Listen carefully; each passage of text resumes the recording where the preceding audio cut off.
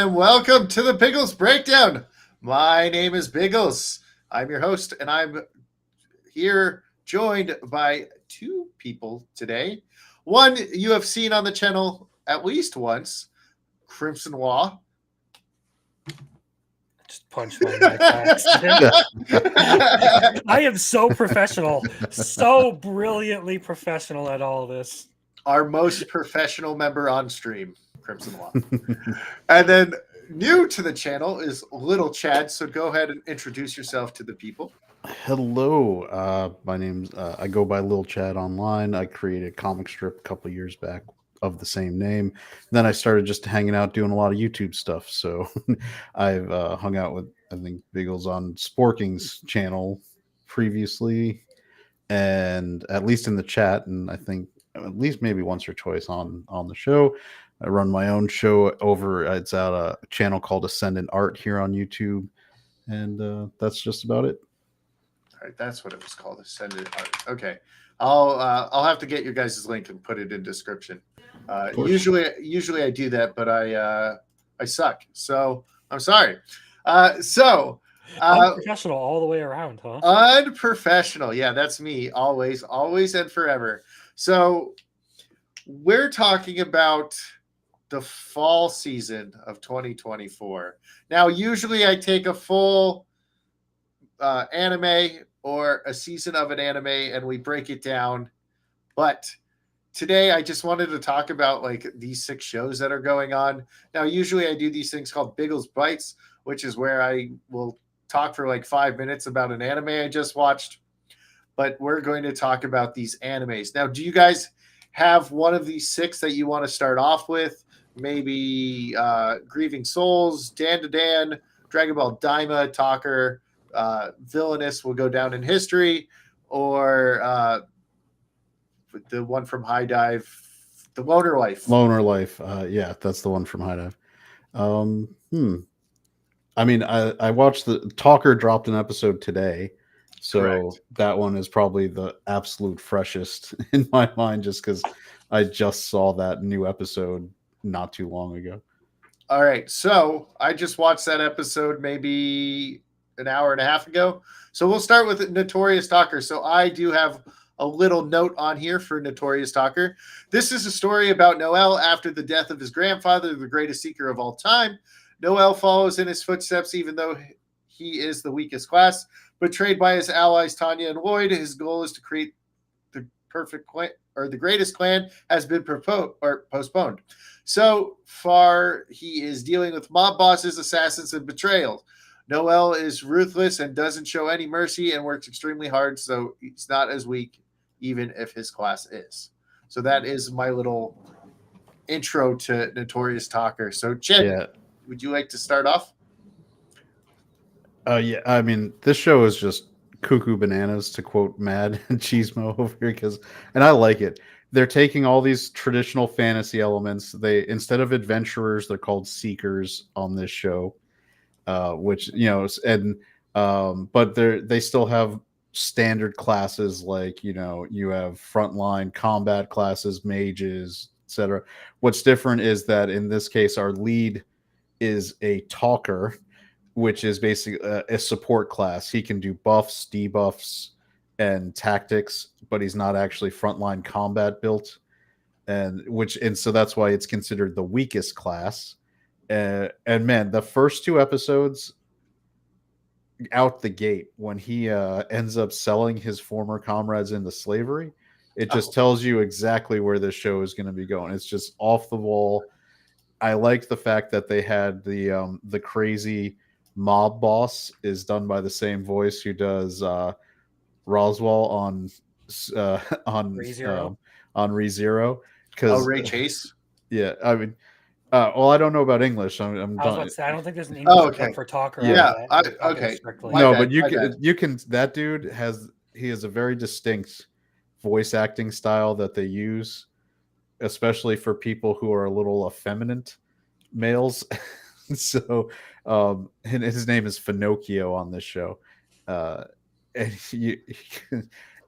but he's in the second episode, he's like negotiating up the amount that this guy has to buy the slave, his former Yeah. comrades as slaves, so he can make enough profit beyond what they owed him to like make it worth his while. And every time he kept talking, he's like, "Oh, that's more money." Exactly. Yeah.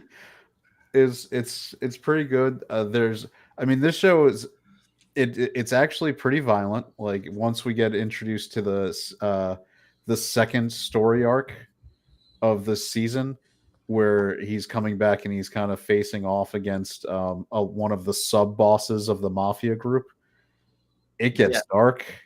So, I mean, well, it gets a little dark before that. I mean, well, yeah, I guess selling people into slavery is dark, but Yeah, that's I'm talking about perfectly like normal. the mayor guy who tries to stab him in the back. Like, no, but did you pick up on what happened to the mayor's daughter? yeah, she got That's where I was like, it went really dark. Mhm. Just like, wow. He got his revenge, though. He got his revenge. He didn't like that.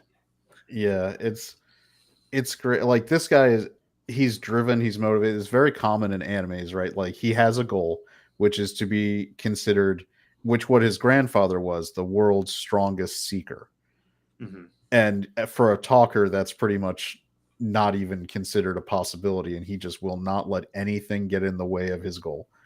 So I've been entertained by it. I like it because the way they're playing it, he's not overpowered in any of his capabilities. He's overpowered only in his drive compared to the other ones. Like he just will not let go of something, and that's how he's kind of overpowered in this show. And I'm here for it. It's great. I've been liking it. Now he keeps getting called a girl. When you first meet him in the first episode, when he's like younger, like 3 years before this takes place, when he's like 12, I thought he was a girl, and then his grandfather said like grandson or something, and I was like, oh my god, that's a boy. And then to see the little halfling like guy who ran the underground fighting ring was like, oh ma'am. And then so Koga called him a girl as well, and they're just everybody keeps calling him a girl. He's like, first off, I'm not a girl, and he's like pulls out the gun and like. The interesting thing about that is he seems to kind of use it to his advantage at times. Like he lets the misunderstanding just roll. Like it doesn't get under his skin at this point. And I can see that becoming something in the future, honestly. Yeah, I expect him to be considered a girl a lot more often, because it's already happened with two different characters and then me, so that counts 3. Well, me too. I had the same thing. I'm looking at like, oh, that's a very effeminate face. This must be a young girl. My grandson. Excuse me?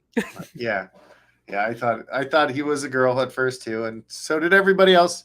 And the then long hair certainly didn't help.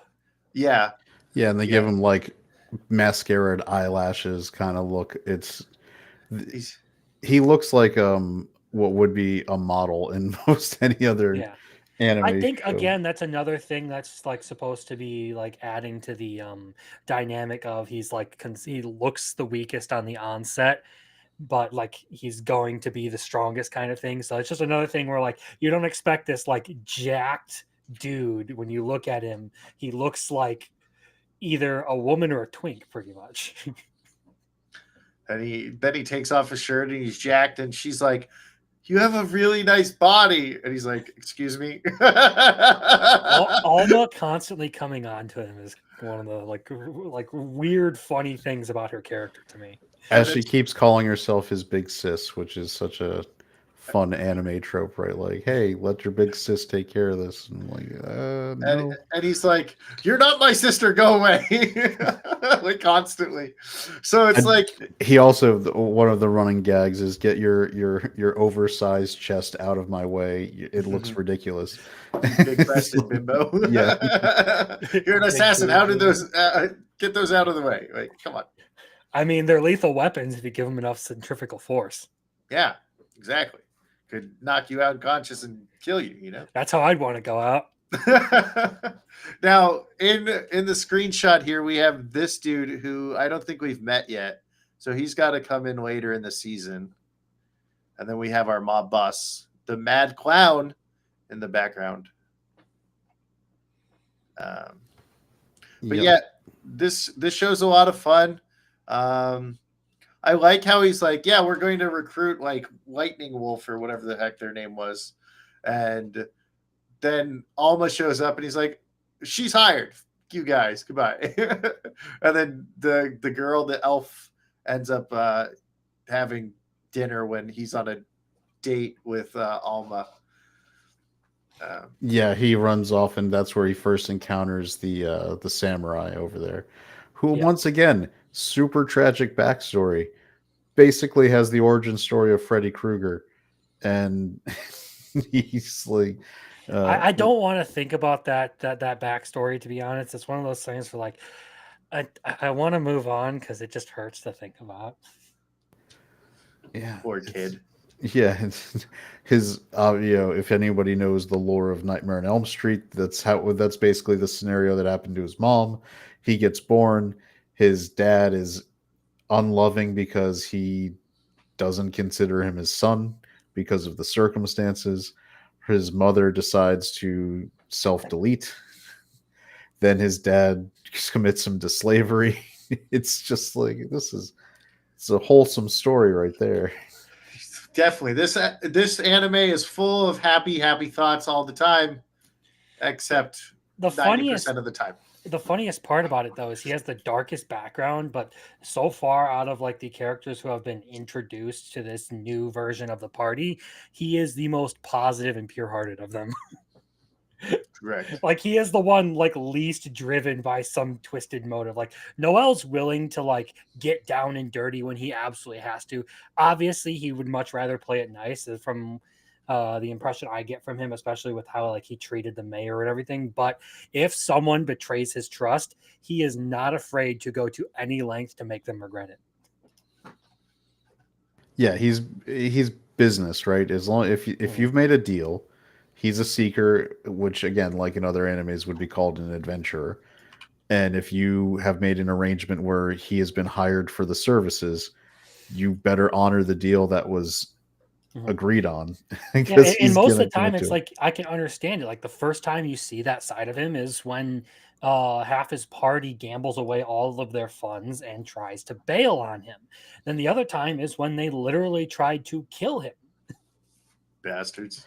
Yeah, I love that for the in the second episode when his because the party he was originally in was four people. It was him, uh, Walter. it, it was another like tank, so to Walter. speak. Yeah, Walter, and then there was like a scout class woman, No, and Tanya's a healer, and then Lloyd was was a she? swordsman. All right, so Lloyd was a swordsman, and man, when he's turning them in, and then the other guy's like, are we going too far? Maybe we should stop. And the girl is trying to like, because she knows that the other dude was in love with her, and then he's just straight up says she's taking advantage of you. We all knew she knows too, so she's And then when he's like, really, I guess I can't. And then she realizes it's not going to work, and she just gets so angry and starts Calls him a insulting. stupid virgin.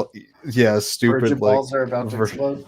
Yeah, and then admits to basically being as much of a degenerate gambler as the other guy and how she wasted all of the money too. Mhm. It was man, you just don't expect that kind of stuff. I like the fact that it twisted the normal. I mean, if you watch enough isekai or fantasy animes, you kind of get used to a lot of stuff is the same. Like I don't know how many times they've cut and pasted that same city style for the main city that they always end up going to. It's like usually a circular walled city with all you just get used to the tropes. But this was a nice change. Like this is the first time I've seen the fantasy one really integrating a mob style storyline in there too, in addition to the adventurers guild kind of stuff. Mhm. It's and to be such a prominent storyline element too. So it's I like things that add little details and twists that make it a little more refreshing and different. This one's weird, huh? Okay, Yeah. make it go back. Uh, I added the chat so people could see it, so it changed again. I don't know. This restream's hard. Maybe this way. If I add chat, that's better. Yeah. Okay. This one's fine now that we got people in here for chat.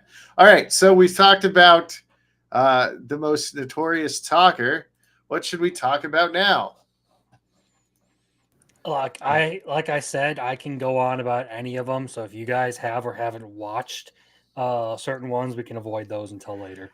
The only ones that I haven't watched yet is Dan to Dan because I was waiting for it to be done and to binge.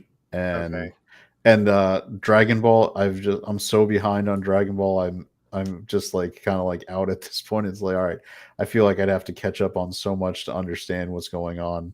I'm like Have 4 you finished seasons of. Z? Yeah. If you finish C, you're fine. You don't have to watch any Super. Oh, okay. I was about to, I know that I went and saw Broly when I got released in the theater, and I was like, "What the hell is all this going on? I have no idea who these people are. What is this?" All right, let's talk about Grieving Soul then. Or so Grieving Soul is this hilarious action show introduces us to Cry, the leader of the best guild in the world. Cry thinks he is nothing special and was given this rank by his friends who were truly special. Cry constantly avoids doing stuff and gives crazy reasons that ends up coming true, leading to people believing he is extremely wise. So this anime shows off a lot of members of the Grieving Souls and their talents. This show is fan servicey, especially with the lovable Tino and crazy Liz. And that's what I have for the intro into that. So, Yep. who wants to start? Tino deserves a break. That's what I got to start with. Okay. Man, Like, Liz is so leave harsh to her. leave that girl alone. She's doing her best. Okay. Liz is nuts. I mean, Li- like, Liz Well, is. It really have you is like listened to the. Cry or Yeah. anyone talk about the Grievers? They're all insane, including Cry. Citri. Oh, yeah. Citri Smart and Liz Smart, like the sisters. Yeah, Yes, it's they are. They're psychos, all of them collectively. what I love about it is it's basically like the concept of what happens in Overlord, where all the floor bosses, especially Demiurge, believe that Ainz is like this great, super overarching tactician, and he's just like making shit up as he goes. Yeah, he's just And winging the it. seat of his pants. yeah, and that's exactly what like with Cray, the members of his party, which are the grieving souls, are all the most overpowered of every class that they come in, and they just somehow believe he's the best of them all when he's like the greatest part in the first episode they flashed to like when he was going on their first because they're childhood friends Mhm. who all decide they want to become adventurers and become the best I think in this show treasure seekers or whatever Yeah, treasure hunters. treasure hunters. And so they go on their first one, and these other people all have innate OP skills, and Cray doesn't. He's just a regular person. And he goes in that first dungeon, and he's like, no, I am going to die. I don't want to be here. And so after this is great. It's after the first mission. This isn't something where he tried faking it for a while. He was like, right after, he was like, peace out. You guys are way better off without me. I think that I'm going to just go home and I'm going to cheer you on from the sidelines. Go live the dream. And they turned that around to be like, you're trying to motivate us. Only you could be our leader because you're so humble. See, there's part of me that like wants to believe that like they're just like gaslighting him, like they knew he was actually like going to quit, and they're all just like, no, we can't let him give up on his dream.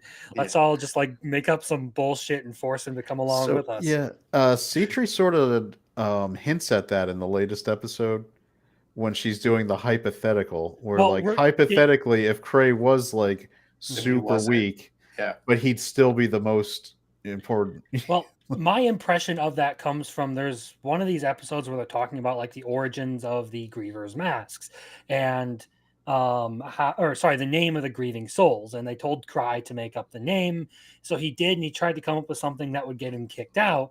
And when he gave the name, they all look absolutely shocked and like, are you serious about this name? What are you talking about? And then he says, well, I guess if you don't like it, I'm gonna have to depart. And then they completely switch their tone.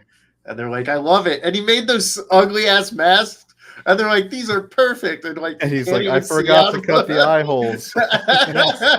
So like, I am almost convinced that like everyone who is a member of the Grievers knows like he's a nobody, but they wanted him along for the ride because he's still one of their friends and they care about him.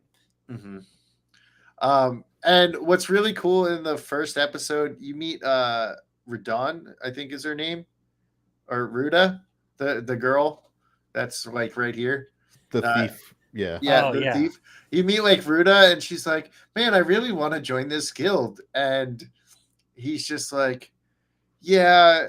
He's like, "I'm trying to get out of here or something. Don't make a big scene or something like that." I forgot exactly what he was saying to her, and then he's like, "Congratulations, you now have a quest," and he gives him a quest that has like level 5 monsters like coming in, or like level 6 monsters coming in, and he takes like a party of level 3s in there, makes them go, and he's like, I think like Tino forgot something, and he's like, "I have to go," like go to Tino, and he like puts on like 20 something safety rings, and he uses like 19 of them, and he's like, "If I get hit one more time, I'm gonna die." Like he just like loads up on all this equipment. But I think he figures it. Oh no, what happened was he realized, I think this kid's name's Gilbert, I think. Yeah, Yeah, Gilbert. Gilbert. Greg's the older guy.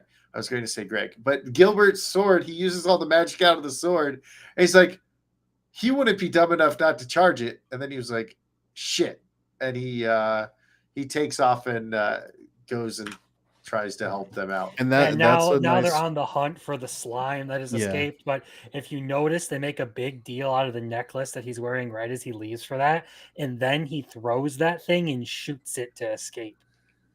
Yep. And I like how even with the so he's constantly trying to suck other treasure hunters into doing the jobs that he's asked to do. And he's the whole second storyline, and they both involve going to the same dungeon, but the whole second story arc is because the main group that he usually sends off to do stuff is occupied. So Yeah, he ends up like having to do things, and he still's like, I guess I'll show up a little later.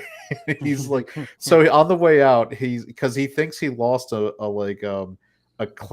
cataclysm level like slime that one of his other grieving souls partners had left to him.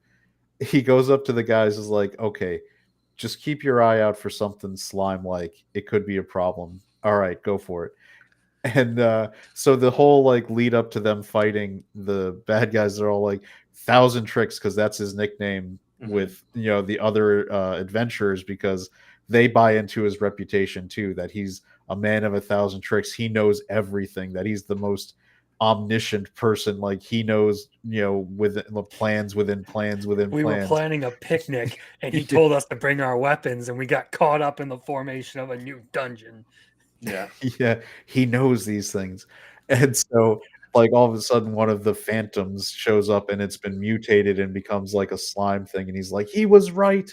He was right all along. Why couldn't he tell us slime like? You couldn't give us more details. He always does that. And they're mistaking the fact that he's just guessing or making things up for him, like just, being Mhm. oblivious and leaving out details because he thinks other people are on his level. It's such a funny show. I The like thousand it's trials. it, yeah. Well, that's Liz, right? 1,000 Trials or something.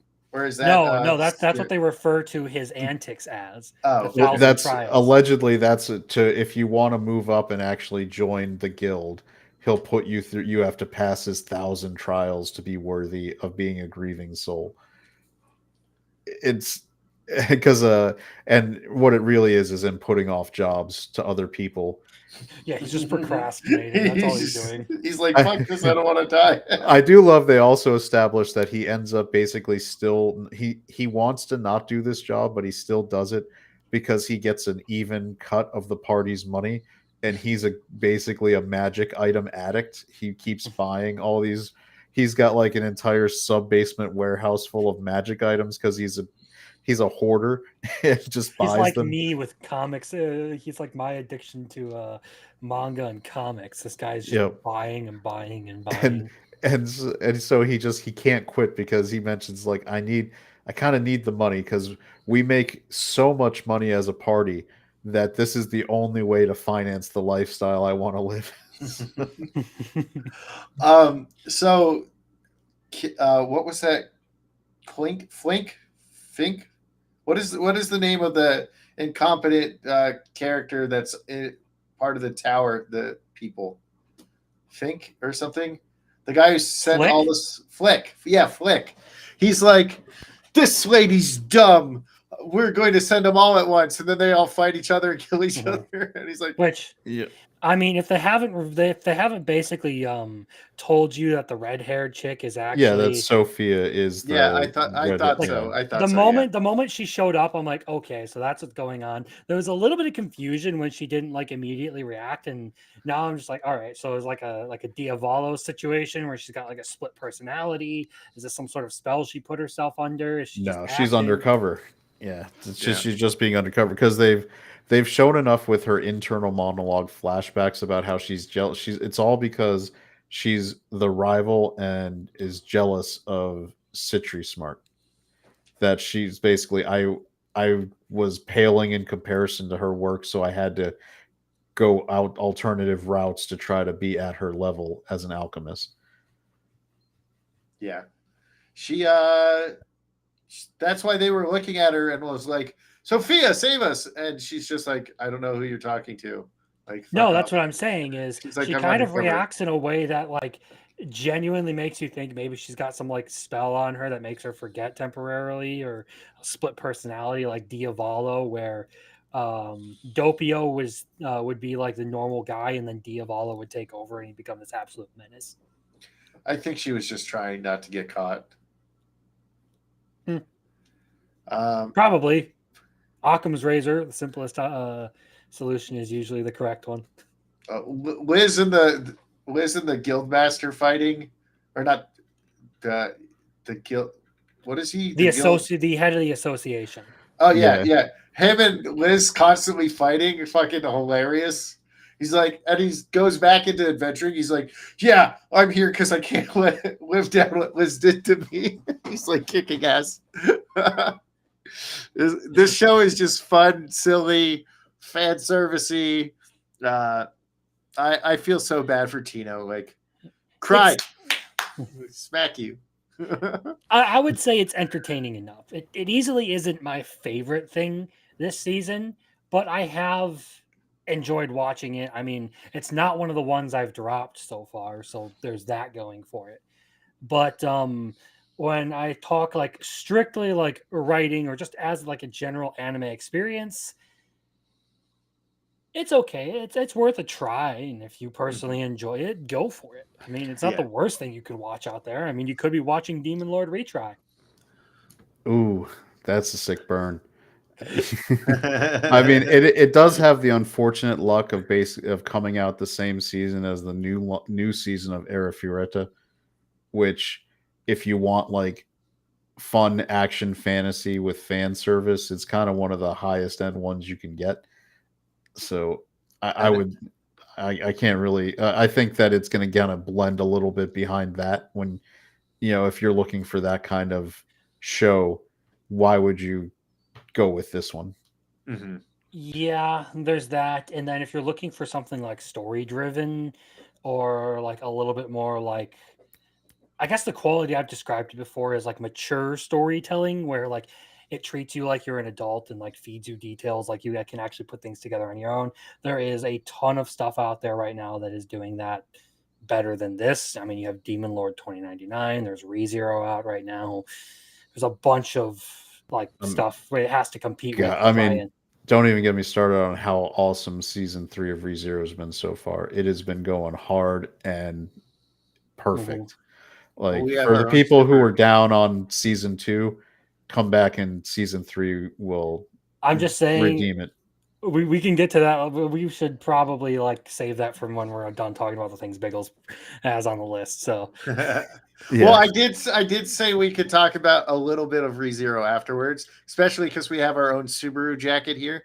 Um, we have our own Subaru. I mean, Uh, he did just give his epic protagonist speech of, so there's yeah, nothing wrong with that. So yeah, we'll put a pin in that one and come back to it. um, so out of out of the 6 we have on here, this is my 5th favorite out of all of them. So it is actually the lowest of them all right I now. actually would agree with you. I would say it's my 5th favorite out of all the ones that are on here. I think the only one I liked less or enjoyed less, I should say, was Loner Life. All right. Well, then, since you brought up Loner Life, let's talk about that one. Yep. That one is on High Dive.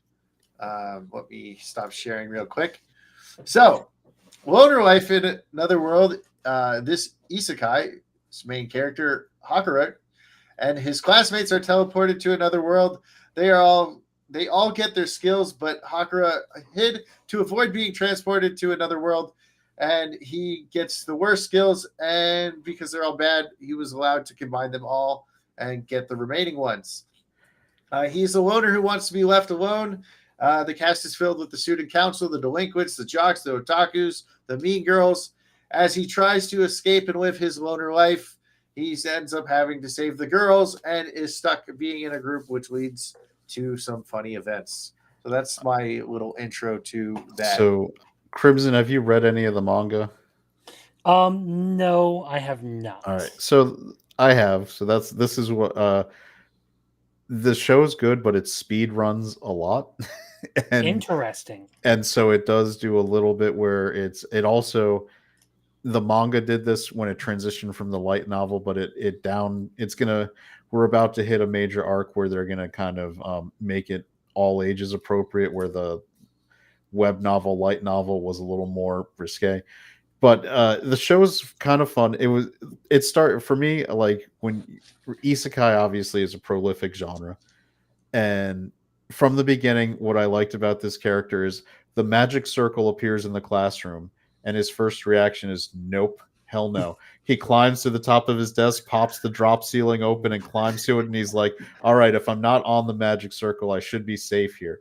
And that's why he's the one who pops up to the other, summoning realm last. And he's like, because he's smart enough where he's like, I don't want any part of this. I don't want to deal with it. And so then he gets to, like you said, he gets to the magic board where the god of the summoning realm had let everyone take one power, and he gets there, and since he's last and everyone took all the rest, he's like, all that's left is crap. And the god's like, you're right, it's fine, I'm sorry, I forgot you. You know what, just quit complaining, just take it all, so you can go out of this realm and be there. And he gets all what would be the if we were doing the list, right, he would be an F tier like all these F tier powers. But like you mentioned, he can combine them, and he's smart, and just like a lot of shows and anime, stuff you think is a crap power, if used smartly, can end up being an OP power. Yeah, And like him learning other people's magic and stuff by yep, using certain versions of his skills. yep. And one of the other things that's a really fun conceit that you may not have noticed if you haven't stayed watching the show is that he is a loner. So he refers to entire groups of people by their general class. Mm-hmm. So like all the nerds are it's the otakus. And he just calls, look, it's the otaku leader. And then all the rest of them are just otaku 2 or 3. Yeah. So like, and in the manga, the popular girls are is the B word, right? It's B word 1 is the B word leader, and then B1, 2, and 3. Yeah. So or I think the anime might have changed it to gal, right? Because that's another gal leader and gal 1 and 2. Gal 1 and 2. And that's he does it for all the sport. Like there's one girl that comes up in the anime who in the morning like showed them how to catch fish. So he's girl. just like, oh, it's fish girl. Yeah. Because he's in their classroom, and he doesn't bother learning their names. Yeah, as far as this one goes, I got to about where like he tried to escape the city, and he ended up saving like the Lord's daughter or something and getting dragged all the way back. At that point, a couple of things made it so that like I ended up dropping it. Firstly, the sheer volume of anime I've been watching, on top of like video recording and day job stuff. I was like, all right, I need to cull some of these so that I'm not losing my mind trying to keep up with them every Saturday. Um, and that one just happened to feel like the most generic isekai in there, and it was one that I was like, maybe I'll come back to it later because I don't hate it. Like it's got some level of enjoyment to it for me. But as far as like the things I look for when I go to anime, the kinds of stuff I want to watch, this doesn't quite do it for me. So I'm just gonna set it in the watch later category, and maybe I'll loop back around to it when I get some more free time. Well, if you stopped at 6, you missed the good episode or the great fight in 7. Yeah, it was a great fight. I thought it was animated pretty well too. Uh, the We're also about to move into the intro to his harem arc. So Uh, yeah, with his otherworldly, overpowered girlfriends, and the world is about to escalate for him, and this it's crazy, right? Because we think, if you know anything about manga, this thing is well over 200 chapters. mhm. Mm. It's very popular and it's been going on a while. This isn't like some, when we look at some of these other shows that get animes, sometimes they have to stop because there's a dirge of content, right? We have to wait for the manga to catch up before we would have enough to animate. And if I tell you, like, we're talking, that's like My Hero Academia level chapter count, in terms of That's manga. about the amount that Dandadan has out right Yeah. now, and I'm current on Dandadan. There's a lot to read there. So this I is a popular, at least in Japan, if Well, it's going maybe on when that I do one. my rankings next week, I'll have to add it back in if I would say, I think this might be an experience where if you can binge it, it'll flow better. that might be part of the issue. Like I said, I probably wouldn't have dropped it if there were other things that I didn't want to watch. But this was the one of like as far as like everything that I was watching, like I have like 20 things I'm watching this season, if I remember correctly. It was just one of the ones that ended up not being particularly to my taste. Yeah. 18 different anime that I've been keeping up with over this season Yeah, I because think I I'm think a on little High crazy. Dive, I just have this one and Two and a Half Dimensional Seduction are the only are the High Dive Yeah. is a weird. I expected more. They didn't have as much for this new season.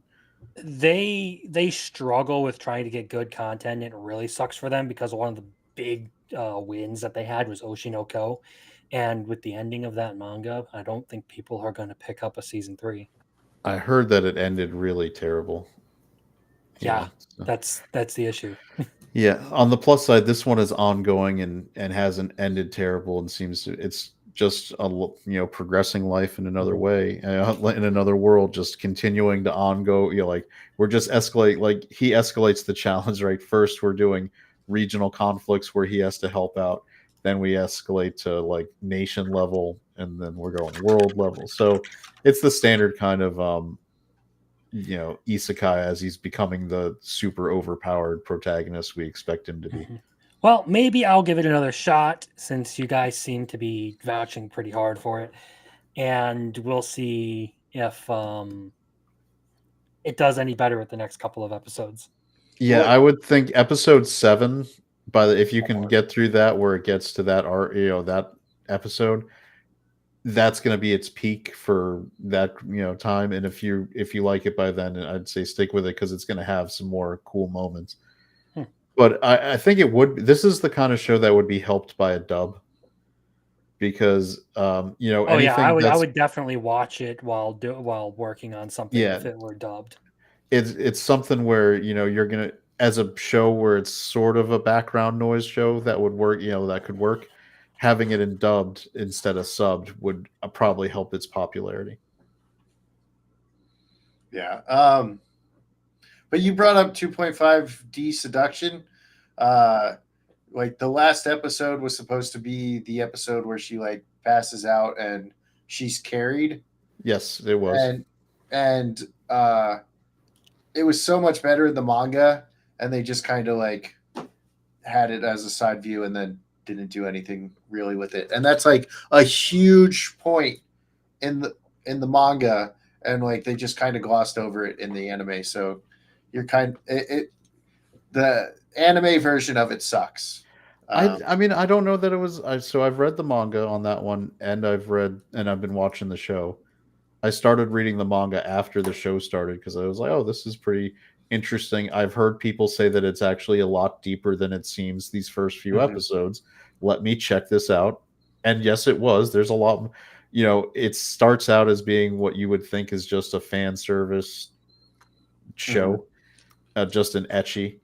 And it actually ends up having a lot of dramatic kind of stuff, especially we're about to hit that at the summer comic it, Yeah. storyline. So when I was reading the manga when she picked her up and they made it, and yeah, I get it was supposed to be a big deal because it was a shot out of the manga and the anime with was it Noni's No. Nono's character like picking her up. I'm not bothered by that because I'm looking at the episode count and I'm thinking of what they're trying to cover within this first season, and Mhm. it seems to me that they're probably going to spend like we're about to get a pretty dramatic like family flashbacks and other things. And I think they're trying to spend their budget there to make that look as good as it can. And sometimes you have to make choices. Well, that whole thing, like it didn't even look like anybody was taking pictures of it. That whole scene is the only reason why the dad comes over. Oops, spoiler. Yeah, I mean, I was trying to avoid that, but yeah, it was. The whole reason, yeah. Yeah, But I mean, and they just kind of glossed over it. They didn't even show you the actual thing. It was just like a side view.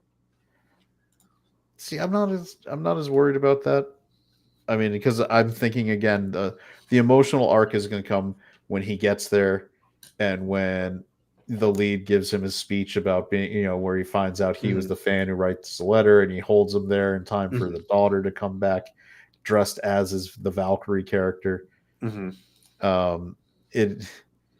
I'm expecting for them to make that worthwhile. I expect that to be animated to like really well, like to have a lot of love and care. And if that's done that way, I'm okay with it. Hopefully. I did Oh. love in the manga where they had the joke, by the way, later on when he's re-inspired and he comes out with like new costumes for all the characters. The And one his that his daughter's cosplays, like, look at this. She's wearing a lot more clothes than she ever did before. yeah, she's got way more clothes on now. It's great. That's like if I was a mangaka and I was drawing and I had a daughter who wanted to cosplay, and I would be like, "Oh, more clothes! More. It's like You're in a burqa." it's a full bodysuit with a jacket. Isn't it awesome? No, but yeah, so Loner Life is solid. I mean, it's a solid, slightly goofy comedy isekai, but with good action if you stick through that. Like so far there's been one really like good Episode action 7. episode, and because the rest of it's supposed to be light comedy. So episode 7 was kind of a twist turn from what you expect from this show, but it was really well done. I would say this one, like, it's not something I would subscribe to High Dive to watch. It's something that if I'm already subscribed to High Dive would be fine to watch, but I wouldn't tell anybody to like it's so good that they should actually get a subscription to like drop down and watch it. All right.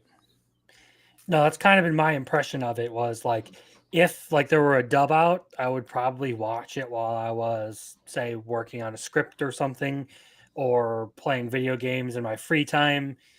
Otherwise, like if I'm just like doing it for uh like what I specifically want to watch, I probably would only touch it if like I had nothing else to watch.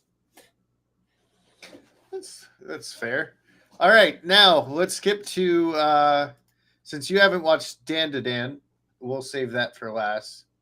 So let's jump into Dragon Ball Daima. Now, Dragon Ball Daima is another series from my favorite franchise, Dragon Ball. Goku and his friends are wished into children because the new Demon King is now afraid of how strong Goku and his friends are. After being tricked by the Supreme Kai's older sister, they would be, or that they would take over the demon realm and he would be dethroned. Now Goku and his friends must rescue a kidnapped Dende, and Goku wants to use the Dragon Balls of the demon realm. So their quest for the demon realm begins. It feels very much like old school Dragon Ball. So I also have a Dragon Ball channel that I've been doing. I took like probably 2 weeks off, but I'm going to put a Daima episode. There is a fight where Goku gets in a bar fight while eating hamburgers, and it's some of the funniest shit I've ever seen in my life because he's like stuffing hamburgers in his face and punching people at the same time. Mhm. Yeah, that's one thing I will say is as far as this one has gone, I haven't really cared much about the story, but its fights have actually been some of my uh s- favorite in like the Dragon Ball franchise simply because of them just being straight up choreographed like proper martial arts fights. I haven't watched the original Dragon Ball, so judge me however you want. Dragon Ball Z was my first anime though. That's fine. Um so like that part of it I actually have really liked, and particularly the latest episode, it's hard not to just feel like happy and hyped up seeing Goku go Super Saiyan again. Well, the episode before that, he went Super Saiyan as well. Just for a second, though, he went Super Saiyan, like smiled at him, and then he glue in gold. This is also probably the best animated out of all the Dragon Balls. Like, it's way better animated than Super. And if Super had this kind of animation, it probably would get way less shit than it does. Yeah. No, that what I'm talking about though is like Goku like properly went Super Saiyan in the latest episode. And that is one thing I will always credit Dragon Ball for is their transformations and like their finishing moves are always really, really hype. And that's what makes all the fights satisfying in that series. All right, little Chad, you have anything to say about Dragon Ball?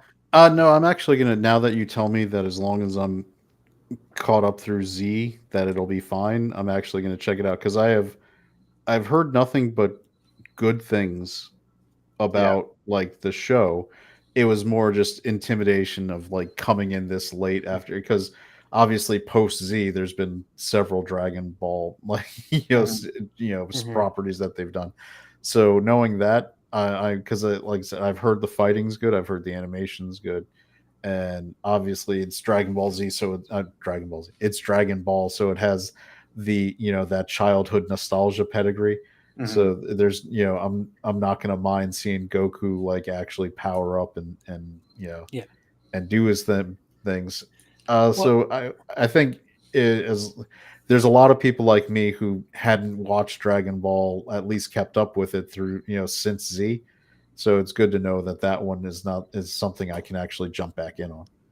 Yeah, yeah.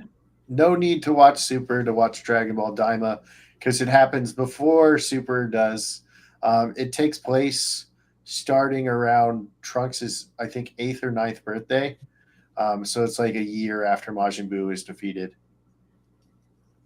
Okay. But The one thing I will say to its credit to sort of like add a little bit of praise, like people like me and Lethal Lightning who expected this series to be a disaster have been kind of surprised by not being absolutely put off by it. Like I think it's a worthwhile show to watch, and I'm still watching it even though it's not particularly to my tastes.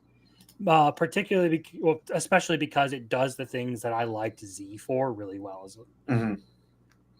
Well, I just need Goku to get off the fucking screen and give me Vegeta. Damn it! so Give so me the you Prince of All Saiyans. so you two are waiting for Vegeta to be the star of the show. I need Vegeta. I need Vegeta to beat a fucking boss, a main boss in this fucking series. Okay, Vegeta always gets shafted, and I'm fucking sick of it. Even though he always kicks Goku's ass.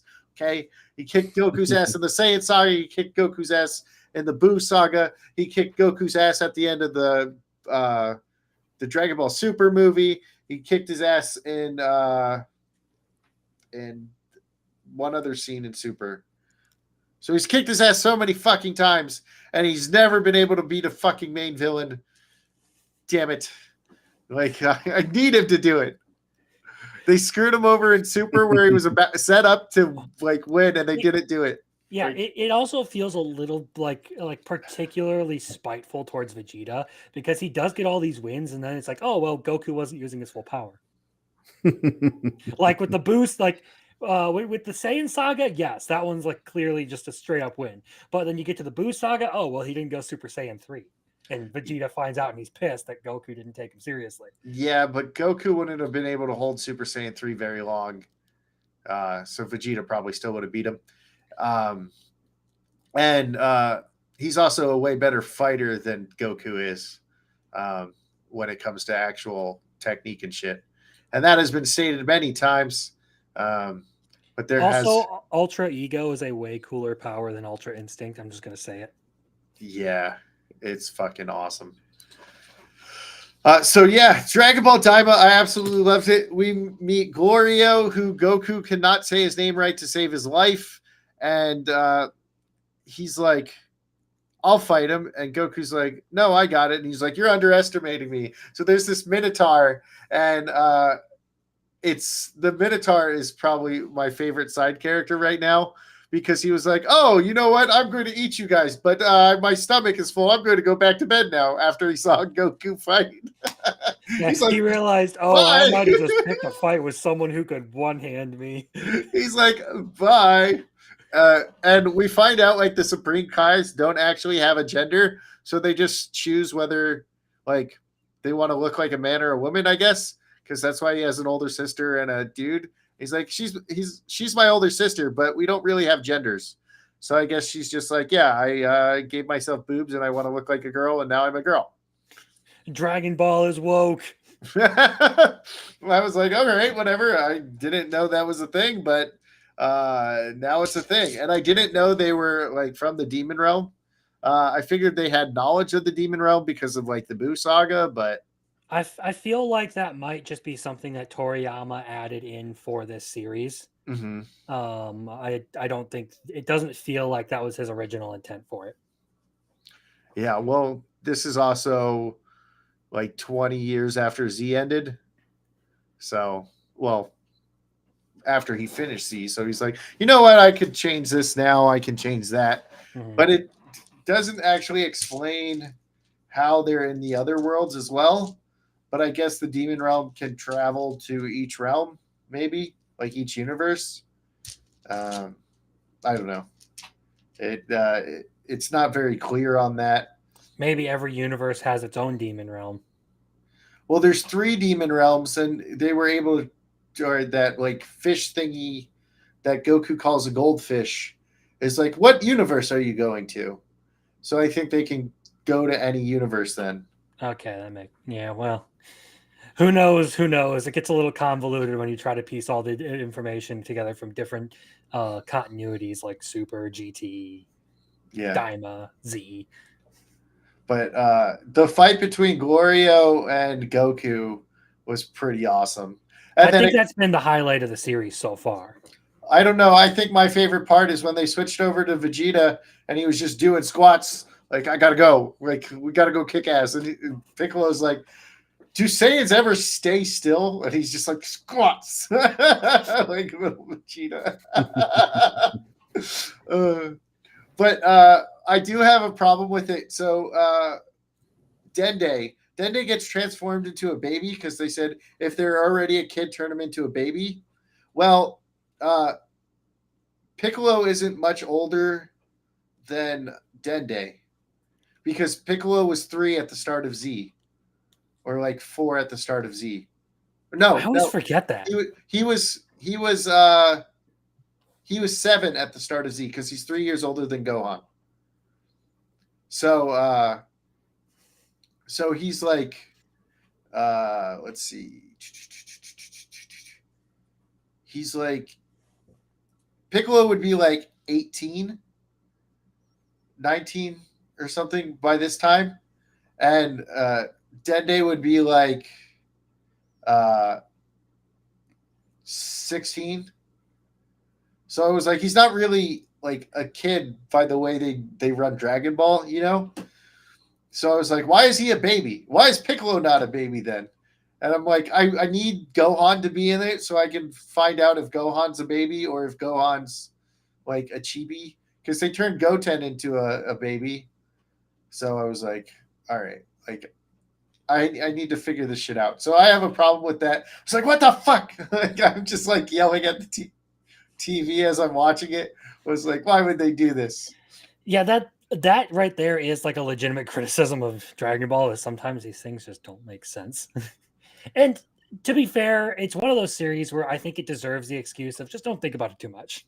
I know, but I want to think about it a lot. Like our power scaling conversation But the last but time I was on Biggles, stream. I could conceivably be run into myself in the past, and then this is I tell you, Biggles, just don't think about it and have a good time. That goes for you too in the audience.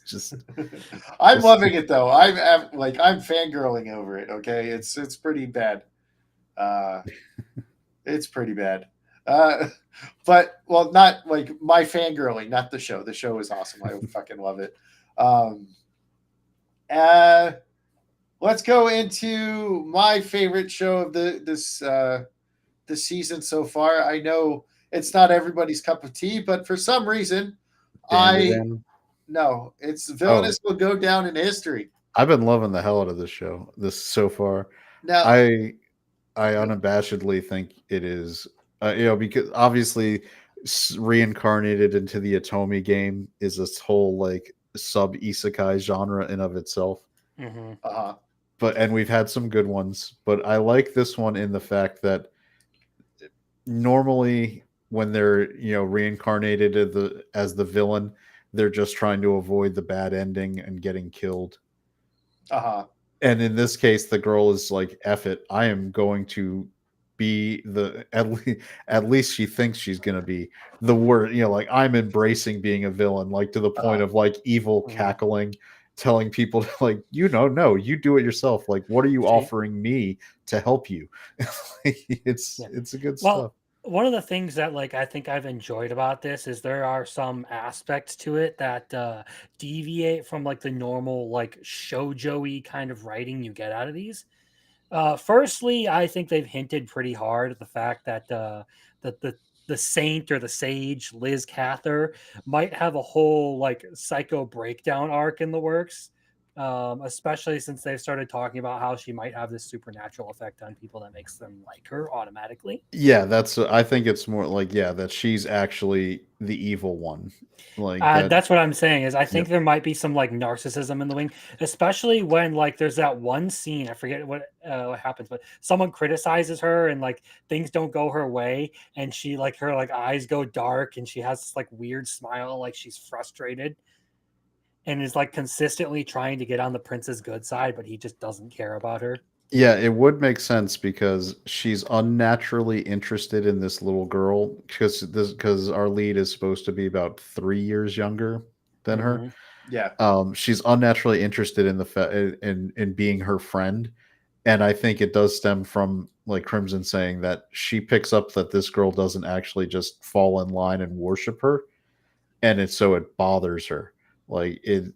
And now that the prince is also like the mental spell has been broken because of his exposure to her since she was younger, that it also like this is it's going to be Hmm. it's like water torture where the drips add up to break her mentally to the point where stuff like that.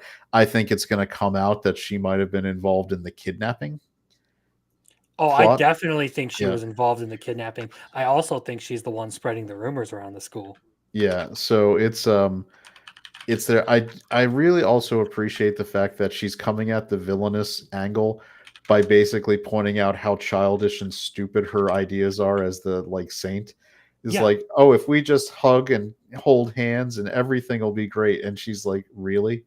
How do Yeah, you that's think?" another thing that I really liked about it is like confronting like this naive sort of idealistic approach to solving problems with legitimate solutions. yeah. Like like it's Rowana. nice to be all fluffy and nice about It it, but is we funny need that something she's that like, "I'm actually such a works. villainous. What is the most villainous thing you've done? I've taught the poor village a form of agriculture that will help them become self-sustaining." She's like, I am a villain, and then she's like, Well, no, I don't think a villain would do that. That's I have class. Like, yeah, that's one of the things that I have said in my like weekly reviews of the episodes is I like that like no matter like she consistently approaches kindness in her own sort of like villainous way, And to some extent, this is one thing that like happens a lot in anime is you'll see people like insist on repaying kindness, and it like bugs them if like they're just like taking and not giving something back. So like her version of helping people out always gives them that option of like, oh well, you're paying me back, so you don't have to feel guilty about this. On top of that, like just all around, I think the character is probably one of the best renditions in this genre, if you ask me. Mhm. I mean, this genre is having a pretty good, last couple of years. I mean, on I can think what was the one that was on High Dive? Just On High Dive, let's see. it was like the princess. Oh, I got. The Heretical Eighth Princess. time loop. Yep, the heretical princess. Yep, Yeah, that it's one. where is it? Where is it? I watched that one just recently. This one, the most heretical last boss queen from villainous to savior. Yeah, that one was pretty solid. That one's dark as shit. And then she's Yeah. like, "No, I got to be the light side of this. Like, I can't make everybody control alt delete all the time." Yeah, that's a good one. But I have never been a huge fan of the genre. I've given a couple of them a try. It's never been something that like satisfied me. This one though, particularly with like everything that I've mentioned so far, has kind of kept me interested in it. The only other one in the genre that I think is possibly better than this one, and this one is also found on Tome game Crunchyroll. crunch for or tough for mobs. Oh, well, that one's not really. See, I don't. That one doesn't focus on the a female lead though. Oh, okay. So, I do love that one. I hope. Have we heard of season 2 sometime soon? Hopefully. I don't know, but I finished the manga and I was like, I need more, damn it. That one I do. I also genuinely love that one because I love when a lead character does just like make fun of, like when he was doing the arena arc where he was just telling them that they were all useless pieces of crap. Like, and when there was like it's not enough to just beat them, I have to humiliate them and ground them into the ground. And even the little robot buddies like, you sir are a tremendous a-hole. You are really going too far. And he's like, it's fine, just leave it be. Gosh, what is I got it. All right, let me go to my watch list on Crunchyroll. Is it I may be or level 99, I may be the hidden boss, but I'm not the demon lord or something like that. That one? Because No. that's a good one. It's the if you remember one, it's where she actually ends up like in her brain, like meeting with other versions of herself. My next life as a villainess, all routes lead to doom. Yes, that one. I love Katarina. She's Because I just love the idea that she's so oblivious as she's collecting not just a harem of men, but also like harem of women. she's like picked up the female lead of the Otami game along with 3 other like females, and Yeah. she's just like even the girls are like, it's okay to love whoever you want, right? And she's like, yeah, sure, okay, yeah. She's just And like, then she's always trying to see what boys do you like, and they're like, does it have to be a boy? And then Maria is just like, any fantasy character in my books. But yeah. So that's the only because this show has been so good so far. I actually put it right under that one in my tier list for my favorite Otami ones. Where it's actually, I should say, where it's the female lead because the Otami games are hard for the mob characters is probably because that one's mixing like high end isekai with humor and like over the top action. To me, that one. I loved how they were basically mixing in Konosuba elements, making fun of the genre. Like he's like, how ridiculous is it? Why do we have power armor in a magical world with floating islands? I don't know. I'm just gonna pay to win. Let me go find my unlockable pay to win thing. And he's like, what does he say? He's like, why the fuck is there this in an Otame game? Like, God, they're trying to market this to boys. Like, he's like, I hated you a-holes. You were always overpowered, but you didn't know your stats sucked. It was like I lost so many matches because of you. Yeah. I'm really hoping for season 2 because I think that's when we get the reveal about the other reincarnation. Oh, so yeah, so it would be that I really want to see that animated on screen. There's also like a side story that's from her point of view, and I was like, holy shit, this is fucking dark. like how it like where they go into what happened after he passed away on Earth. yeah to her Yeah. it's like, oh It's shit. and man, at least it gets, if you've read, if I know you just said you did, so they get to a happy sort of ending for that character within Mhm. the Otami world, but it's still, and I do love also he just keeps collecting the women, and there's nothing wrong with building that harem. He's Exactly. like, I mean, it's got nothing on the 100 girls who really, really, really like you, but it's like, Okay, that series is legitimately like one of my like greatest guilty pleasures. Like, but for all of my like sensibilities, like I could be a really pretentious anime fan. Um, I give zero fucks about the issues I have with it, and I just love the 100 Girlfriends. I just love the fact that they had the balls to make the end boss a mom that he picks up. And he's just like, "Yep, she's also one of the Well, girls that likes you." I've been reading the manga, and there are more ridiculous stunts he pulls than just that. All right, it sounds like I gotta watch this one. Oh, you haven't watched Oh, it? there's a No. season 2 coming, and we'll Oh probably no, see. you have to. You definitely. All right. It's You dubbed haven't even too. gotten to Baseball Chick yet, and she is the Oh fucking no, funniest. I thought the funniest was not counting Science Chick who will morph into jailbait versus like full on, like MILF, which is like the weirdest combination. Like, Biggles, Oh, there's a Kusuri? character that she's a scientist and she experimented on herself, so her body like shifts constantly between like a 10-year-old form and like a 35-year-old Oh form. damn! All right, I'll have to watch it, and maybe I'll have to get you guys back together, and we'll do a show just on So that. one of the biggest like meme clips to come out of my channel was from a video review I did of that manga, where there's some wild stuff that happens in that manga. Oh jeez.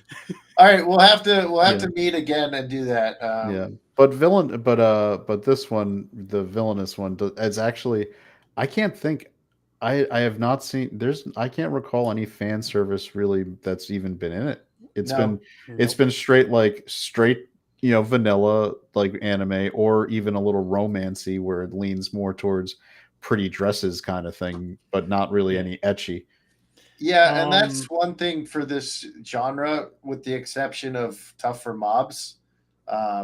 There's not really a lot of fan servicey, because I feel like this is like isekai for girls, and we just love it because we're isekai fans. We Yeah, like that and stuff. now if you're wanting to watch one with your wife, like this one is a safe one. The All Routes Lead to Doom If safe she one. can't handle Berserk, we're not getting married. That's just how it's Oh going. Okay. Jesus Oh Christ, jeez. the golden age arc. Oh It's like, jeez. it's like, what did you do on your first date? I turned on the eclipse scene and I was like, if you can deal with this, you're my girl. It's like, I wouldn't put it quite like that. That makes no, it sound kind of grapey. yeah. But the other one that's a Notami one, that it was, if you want to watch an anime with your wife that makes her cool with you watching anime, do How Raylena Ended Up at the Duke's Mansion. That's a like full on like romance, like twilighty, like angsty. This like women will love that one. Isn't that one a K drama or like a Korean Yeah, it was based on a whatever they call manga in manhwa? Korea, mawa. Yeah, which also I think Solo Leveling, Korean ones are having a Yeah. moment right now. They're coming Solo in. Leveling. There was also Returner's Magic should be special. Don't watch that one. It kind of sucks actually. All right? I know this one may not be Korean, but last season or 2 seasons ago, where it was I got overpowered in another world and was overpowered in the real world too. Whatever. Um, what was It its became actual name? unrivaled in the Oh yeah, real become world too. Yeah. unrivaled in the real world. That one had the like, just the look and the styling to me seemed kind of Mawa versus manga. I think that one was straight Japanese. Was it? Okay. Yeah. I don't think there are many like isekai manhwa. I know they do a lot of returner stories though. Yeah, I guess Solo Leveling isn't so much isekai because it's kind of a reverse isekai, since the Yeah, it's a dungeons reverse isekai. invade the earth. Yeah. Yeah. So. But I did want to talk a little bit about this one. So you guys said you think Liz is involved with the kidnapping. Well, she did use her magic to stop Alicia, and then she almost died because of it. If it wasn't Mhm. for Duke, so I think It you was got also weird that she showed up there. Yeah, Like, that's what I was gonna say. I like like as soon as that how did happened, I'm you like, know okay, if that she's that the was first there? person to show up, that's gonna be suspicious, and she is. And then she uh, almost gets Alicia killed, if not for Duke. And that is basically what causes the whole rift between her and Duke. Everyone, like the people who wake up to her, like the blonde guy, the green haired guy, her brother, and the prince. Henry. Yeah. Yeah, My they're only all like, question, you almost got someone like killed there. my only wonder is if she's gonna turn out to be a reincarnation as well. I Like, have my suspicion that she might be, but be, that's completely basic. That's because extremely common in the y- Otami genre. yeah, because if she's a reincarnation too, it would explain why she's trying to get close and also at the same time eliminate her because she knows she's the villain. Hmm. But it's hard to tell if they're going to go that route or not. Part of me feels like I hope they don't, and they just keep her as like a character of that world that she's facing off with. I would agree with that. Yeah, I would rather see that and just have her like you slowly like see her unravel as she continues to like fail to try and capture everyone's attention. Hmm. Yeah, because and we've had the reincarnation being the antagonist in pretty much most of the like in Otami games are hard and how Rayleigh. Never mind, I shouldn't say that because I don't want to spoil that. Um, because they haven't got to animate it yet. But a lot of the other popular Otami ones where it's also a reincarnation of the supposed quote unquote hero is the one now facing off against our reincarnated villain. Hmm. But it's well written. I respect the fact that they show her working to level up. She's not just OP because she's the villain character. She's actually, I mean, I think we've spent as much time showing, with her reading books as we did with, Ascendancy of the Bookworm. And Yeah. The one thing I will say though is I didn't quite like the last episode as much as the other ones because it felt like the main character, like the whole reason This I was one. continuing to watch it was off screen the whole time. but it was nice to get, you do want to give your side characters a room to Yeah. breathe. On the plus side, it did though reveal a lot of the things that I had been suspicious about Liz Cather. So Hmm. And we get more Jill, so that's good. I don't like how he's got a girl name though.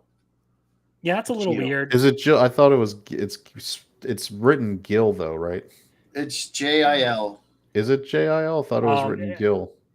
Either way, it's pronounced Jill. Because I don't. Well, there actually there is. Never mind. Ignore me. Yeah, he's called Jill for some reason, but all of their names are really basic, like Albert, Liz, Henry. Duke, Duke. Henry. I love the idea that the prince's name is Prince Duke. Is his first name Prince?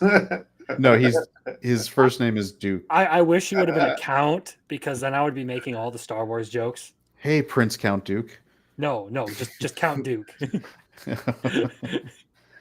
Nice. Yeah. Uh, And obviously the dude in the village is the king's older brother who was banished. That I'm waiting for yeah, that reveal. I definitely think that as well, especially because of the picture that you see in the last episode. Um, Mhm. And they've dropped the hints. They had the king when he was like very heavy in the labor of being king, talking about I wish my older brother was here with me.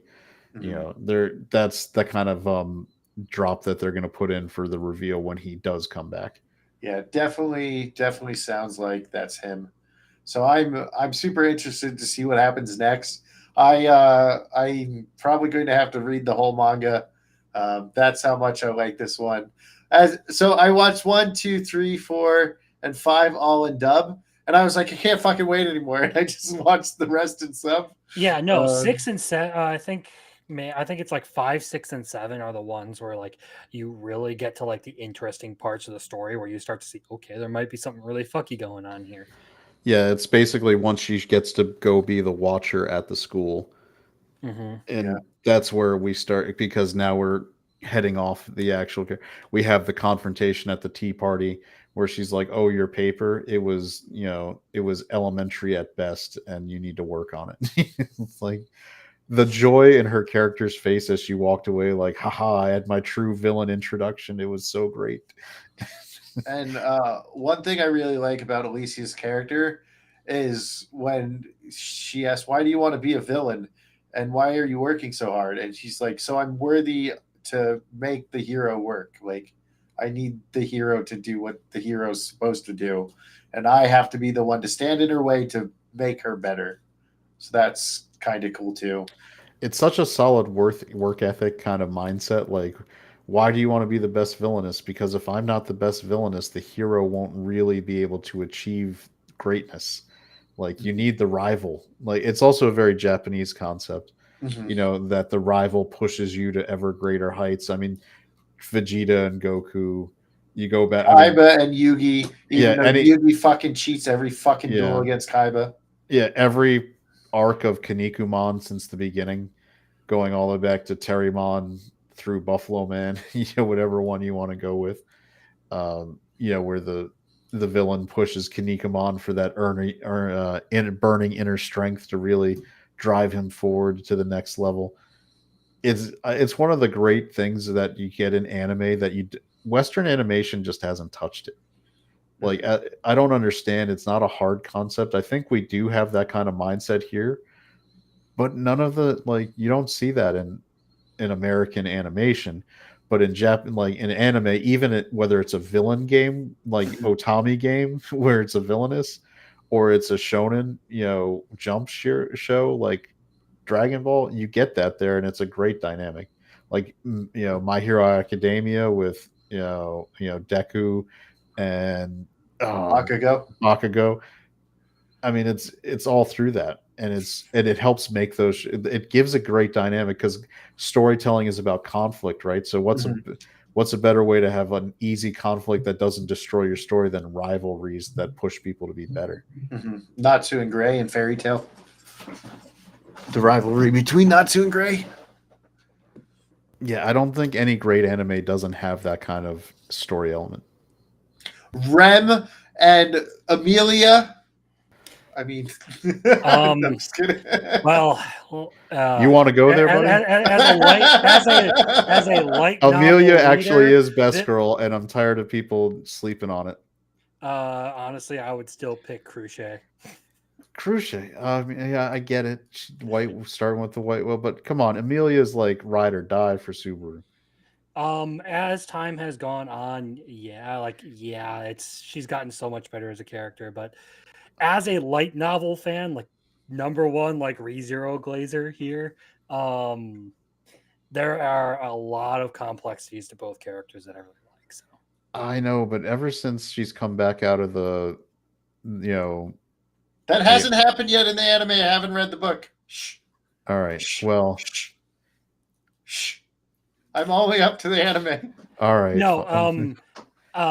before reading the light novels, I would have said Ram, but like after like reading the series, I'm like, all right, I think as far as a character goes, I like Amelia more. I think starting especially with season 3, we're going to really see, because if you actually, I should say, Frozen Bonds, like as a standalone OVA, and some of the other things they've done to help expose that Amelia isn't just like a one-dimensional damsel in distress, Mm-hmm. because the story arcs, we're so far behind the Yeah. story arcs on the anime. I think arc 5 and 6 are going to do a really good job Yeah, with that once we get to the particularly. Scorpion and the yeah, I don't want to ruin it for Biggles. That's why I By was the just saying Yeah, arc 5 and arc yeah, 6. yeah, Well, arc 5 we're in right now. Arc 6 supposedly comes next year. yeah. I mean, we've got enough content in with ReZero that I don't. I wish they would just announce that they're basically animating seasons 4 and 5, because they've got enough to get through 4 and 5, no Mhm. problem. Yeah, there is a ton, especially with arc 9 currently ongoing. By the way, here's a question, Biggles. You've only watched the anime, right? Correct. And I've only watched the dub because I met Brianna Knickerbocker, Ryan Bartley, Sean Chipwalk, Ray Chase, the voice of Roswald, all like the same day. and they all told me I have to go watch ReZero. So because the voice actors are the ones who got me into ReZero, I can only watch the dub. No, no, I'm not saying that. I was just going to ask. Do you know the character Al, right? The guy who Yeah, wears the the guy, night helmet. the night Your helmet. Yeah, yeah. stars were All right. bad. So here's all right. Because I know Crimson knows this, but I'm going to ask if you've picked this up from just watching the anime. Do you know he's also Japanese and a summoned person? I figured he was not from this area, but I didn't know he was also Japanese. Yeah. Yeah, it's unfortunately one of the things that was cut from season 1. He was supposed to Yeah. basically reveal it then. And they did Okay. it as a chibi side story Break thing, time. break time thing, but not most people didn't watch that. So I So I want was going to watch that, but it was all in Japanese. So I yeah. need to go, even though I know there's a dub of it. So I might have to go to a certain spot and watch it there. Yeah, so I was just like, I want to know if people actually picked up on that just from anime only, and the answer is no, no, they have not. Yeah, I suspected when I first watched it, I'm like, this guy seems like he knows something he shouldn't. And then later on, when I started reading through the series and like looking more into like some like detailed explanations of what's going on, and it was revealed everything about that character. And I was like, oh, yeah, it yeah. definitely felt like he was out of place. It's Um, also like how they revealed crazy ReZero background information in the Isekai Quartet movie, which is another crazy, like funny Or thing. how Wilhelm van Estrea's whole backstory is basically like the Bible for the series. Yeah. yeah, but I watched Isekai Quartet before watching ReZero. Before I watched any of those isekais, I So you watched. watch Quartet before you watch Tanya the Evil, Yep, Overlord, yep. ReZero, yep. ReZero, And or Konosuba, Shield yep. Hero, or Well, Konosuba. well, Shield Hero is not till season 2. So when I was watching it, I was like, "Oh, that's Shield Hero." So I had already watched Shield Hero before watching season I 2. genuinely loved an Isekai Quartet when Subaru met the guy Uh, from Konosuba, Kazuma. Kazuma, and yeah, they were it's That both is so one of funny, the most popular like clips from that show to circulate the internet. yeah, and they're dude. realizing how much in common they have. It's Uh, like awesome. and it's really funny. You don't have it hard, you bastard. I have useless goddesses. Yeah, like Aqua. I also love an Isekai Quartet where Aqua almost like Kills purifies Ainz. Ainz, and he's just like trying to play it off, but he's like, "Oh shit, she almost killed me." um, one thing I really love about that is Roswell's like, name something useless, and Aqua's like, me, like she's going to like name something, and he's like, correct. Anybody else? You are useless. The most useless Aqua of today versus the I most useless Aqua in season history. 3 of Konosuba was great. If anybody hasn't watched that yet, Oh, it was from the very fantastic. It's so much beginning of better. this season,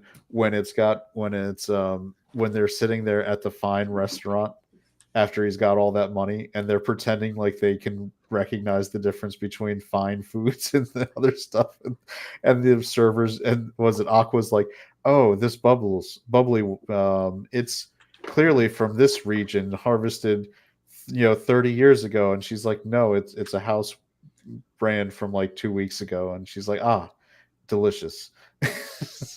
My little useless Aqua. uh No, yeah, Konosuba season 3 this year. I think it's going to end up on my top 10 list. I fucking mean, love that show. and plus anytime you lean into darkness and her whole deal, it's just funny. Tall, blonde, and gorgeous all the way. When And he then was using like crazy. was like when he thinks, when I'm gonna lend you my party skills, he's like, those are useless, and then he uses it to throw Darkness's voice. I'm in here alone doing bad things. She's like, stop humiliating me to the guards. Poor darkness. Well, I'm glad they finally got rid of the ugly bastard character. So, Yep. So since you haven't seen Dan to Dan, I guess we'll try not to spoil it too I'm much. not worried. I'm well aware of Dan. Like my Okay. my co-host on my show loves Dan to Dan, so he's talked to me about it a lot. All right. Then that's fine. Then we'll go into it. So Dan to Dan is kind of like a horror action romantic comedy between Momo and a boy she calls Ukarun because his real name is the same as an actor that she loves. The animation in the show is fun and colorful. The show so far changes tones a lot, but it does a good job at changing the tones. After Momo and Ukarun get in a fight in a school over the occult, a bet is placed which changed their lives forever, which leads into the show Dan to Dan. So do you want to start, Crimson? Gladly, because so I have a bit of a story about this one because how I found it was I was just thumbing through Google Books for something to read on like a trip, and I stumbled across the first volume of this. I'm like, all right, I'm going to read the synopsis, and it was some of the most wild stuff I had ever read out of a synopsis. I'm like, okay, slightly perverted aliens and ghosts. A dude is going to lose his balls. Okay, I have to see what the hell is going on with this one. And it was far less lewd than what I had initially thought it was going to be. And it was so much more fun. So then they announced the anime. I was really excited about it. This has been probably one of the like best adaptations I have seen all year as far as like manga to anime. It's been fan flipping tastic. Animation, soundtrack, like getting the characters right. I've actually liked both the sub and the dub, and I've been watching it dubbed because they've been doing simultaneously releasing the sub and dub. But I've always described it as like a romance anime wrapped in the skin of a shonen battler because the core element of it is that relationship between Okarun and Momo. And characters are a hugely important thing for me. So if you don't like present me with some like interesting characters or someone with like some depth or whatever, episode 7, anyone? Like Grave of the Fireflies level pain. Sadness overload. Yeah, it does a lot of things really well, and like it's goofy and fun for the most part, but when it really wants to hurt you, it'll give you something that's like fantastically tragic and well written. Yeah, so I think I was like fucking around on YouTube Shorts, and it said something like "girl meets aliens" or something like that, and I clicked it. I was like, "What the fuck?" And I was like, "All right, what is this?" I was like, "Dan to Dan, all right, I keep hearing good things about this. Let's watch it." And I watched it, and at one point he's like, "You ain't got no dick." He's like, "Ah!" I was like, "What the fuck is going on?" And I was just like, "All right, I'm going to keep watching it." He's like, "I got my dick back. Yeah. I don't have my balls." But like even like quote unquote villain characters like Turbo Granny have some level of like redeeming quality to them. Like the more you learn about like why Turbo Granny is there and you see her interactions as the series goes on, you end up getting the sense like, okay, she's not a terrible she's still like a twisted evil spirit technically, but she's not some like horrible monstrosity like say the space globalists are. Well, there's also that one scene where the boys in the class are like talking about Momo. She's like, she's kind of cute. So are you guys doing it? And he like transforms into like the Turbo Granny form thing and grabs him and picks him up and goes, "She ain't that kind of girl," and then puts him down. He's like, "Okay, dude, okay." Like yeah. The funniest part is when he's transformed, only people who can see spirits can see him like that.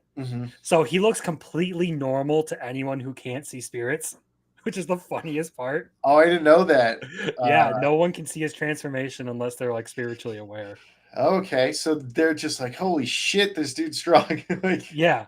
Well, that's like one of the things I really like about Okarun as a character is like they take this what I've called like the pathetic hero sort of trope, and they've done a little bit of a different rendition of it where like he's sort of like shy and shut off. He doesn't really believe in himself, but like in every like major conflict that they're involved in, the dude always like puts in the work, pulls through, And as time goes on, he actually becomes like a more traditional like shonen hero.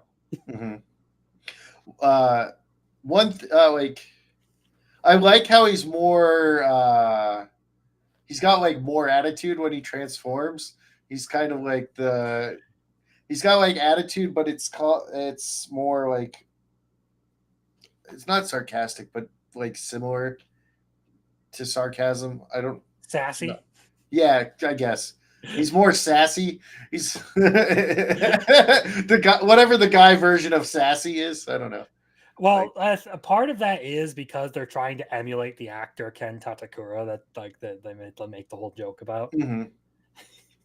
That's like one of the like whenever he starts acting like that, like Momo starts like freaking out, like, oh my gosh, he's just like him. And he's got the same name and everything.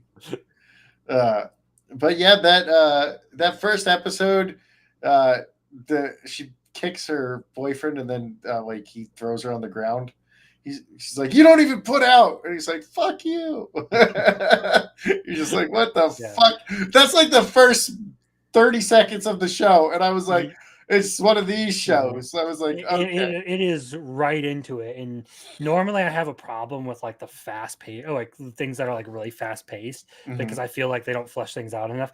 Dandadan has somehow made really good use of its pacing.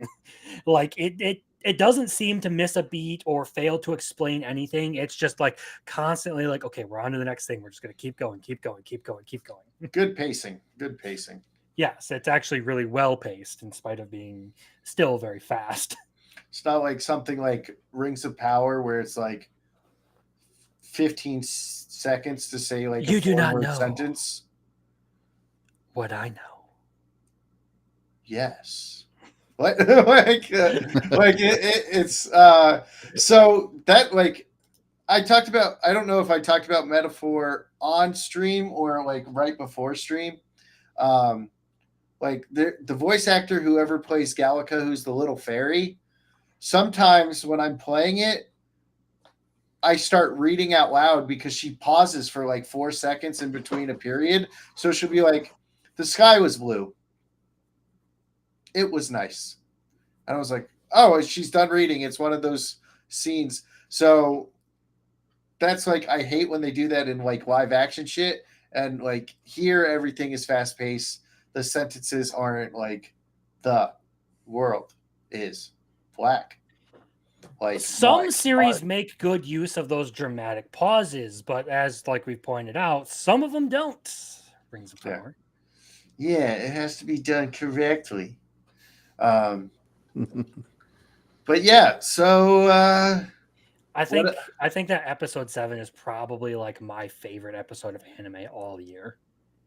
And the only complaint that I have about it is like you get out of the episode and then immediately goes to the intro of just Turbo Granny fucking around. I'm just like, this just does not mesh well with the emotions I'm feeling right now. Fucking Turbo Granny ruins everything in the outro. But I actually, I don't know. I don't like sad episodes. I'm like, this isn't what I signed up for. And I just think the series like really, really good. Like I was on Sporkings on Thursday, and I think we were looking at like a rating, and Dan to Dan was up there, but we were also looking at like what was or what's more hype, like Solo Leveling or Apothecary Diaries 2. And even though I said Solo Leveling is awesome, I was told I was wrong because I said Apothecary Diaries was better. I mean, that's objectively correct. Apothecary Diaries is better than Solo Leveling by a long shot. They're so different genres, so it's hard. They're true. I mean, but if you want to say which Solo one's Leveling better, is a hardcore action show. I mean, it's very different than Apothecary. Apothecary.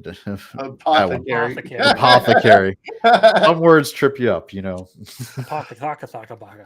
Yeah, we have pharmacists in the modern world, so there you go. Pharmacist. Pharmacist Diaries, yeah. And Drug Maker Diaries. That Drug would probably Maker. get more ratings. There's one called like That's just Breaking Bad, though, isn't it? it's like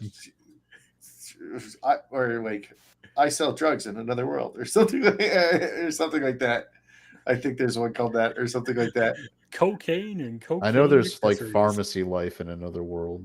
Yeah, and then there's Pharmacy in Another World, which are like the titles are almost exactly the same except like two different words in the beginning. Yeah, I know. All I know is that there's one where a dude and a like a wolf girl makes some pills for a schizo chick. What? That sounds interesting. We should talk about it.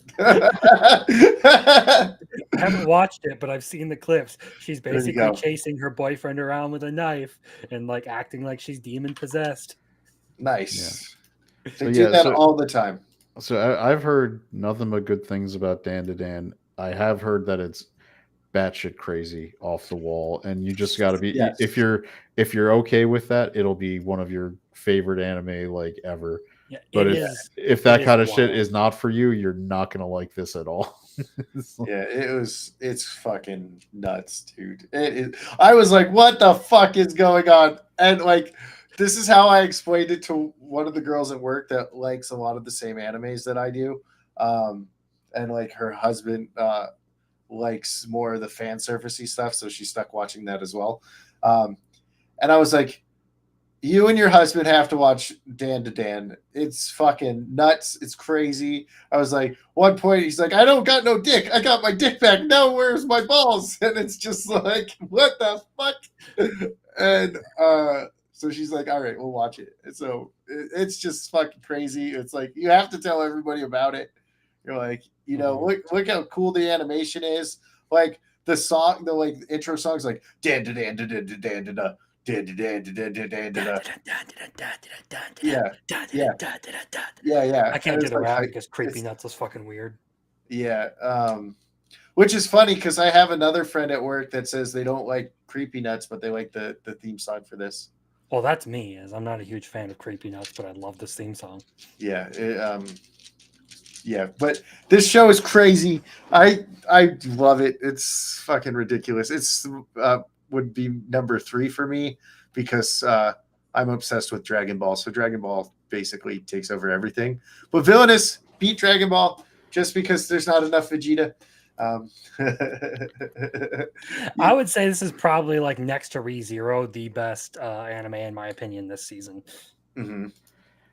So I've got an honorable mention for like an out of the if you want something that's a little more serious but it has a weird, it's anime, so you can get like the weird concepts like Suma Show.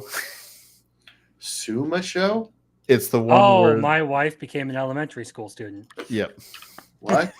Yeah. It's not creepy though.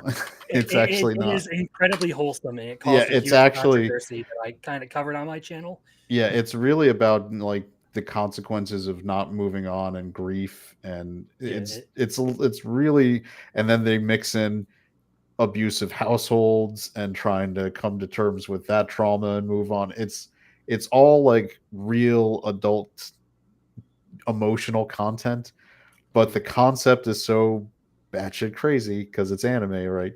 The husband, so it's a family, husband, wife, and a daughter, and the wife dies in an accident, and so the husband and the daughter are left grieving, and then 10 years later an elementary schooler shows up at their door and was like, I'm the reincarnation of your wife, and she's basically there to help them get their life back on track because she's so upset seeing that they haven't moved on. It sparks her memories coming back as a elementary, because she walked by their house going to school one day and saw that they looked so sad and terrible, like it triggered it.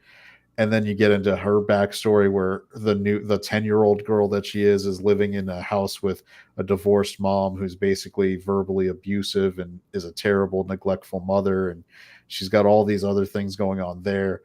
And then there's the element of that mom finds out about the reincarnation and feels like her daughter was now taken from her because this adult woman's memories are in this kid who's talking to her like a full-grown adult.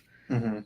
There's so like it's actually a really wholesome and strong emotional story, but the concept sounds so not good The that it title scares caused a people off. Yeah, controversy, and a lot of yeah. people were like, "Oh wow, this is going to be some like PDF stuff." I'm like, "You guys didn't even like read the synopsis. Like this seems like a really like cathartic sort of show with nothing terrible about it." Mhm. And it kind of like hearing you talk about it makes me really regret not having touched it yet, even though it is one of the ones I keep meaning to get to so I can put it on the list. What is it on? Crunchyroll. It's on Crunchyroll. Yep. So it's got I think 8 episodes in. I think it drops on Saturday or Sunday. And it's really solid. I don't think they're doing a dub. It's just it's just subbed because Maybe I I'm should try to sure. start that tonight. Yeah, it's but it's awesome.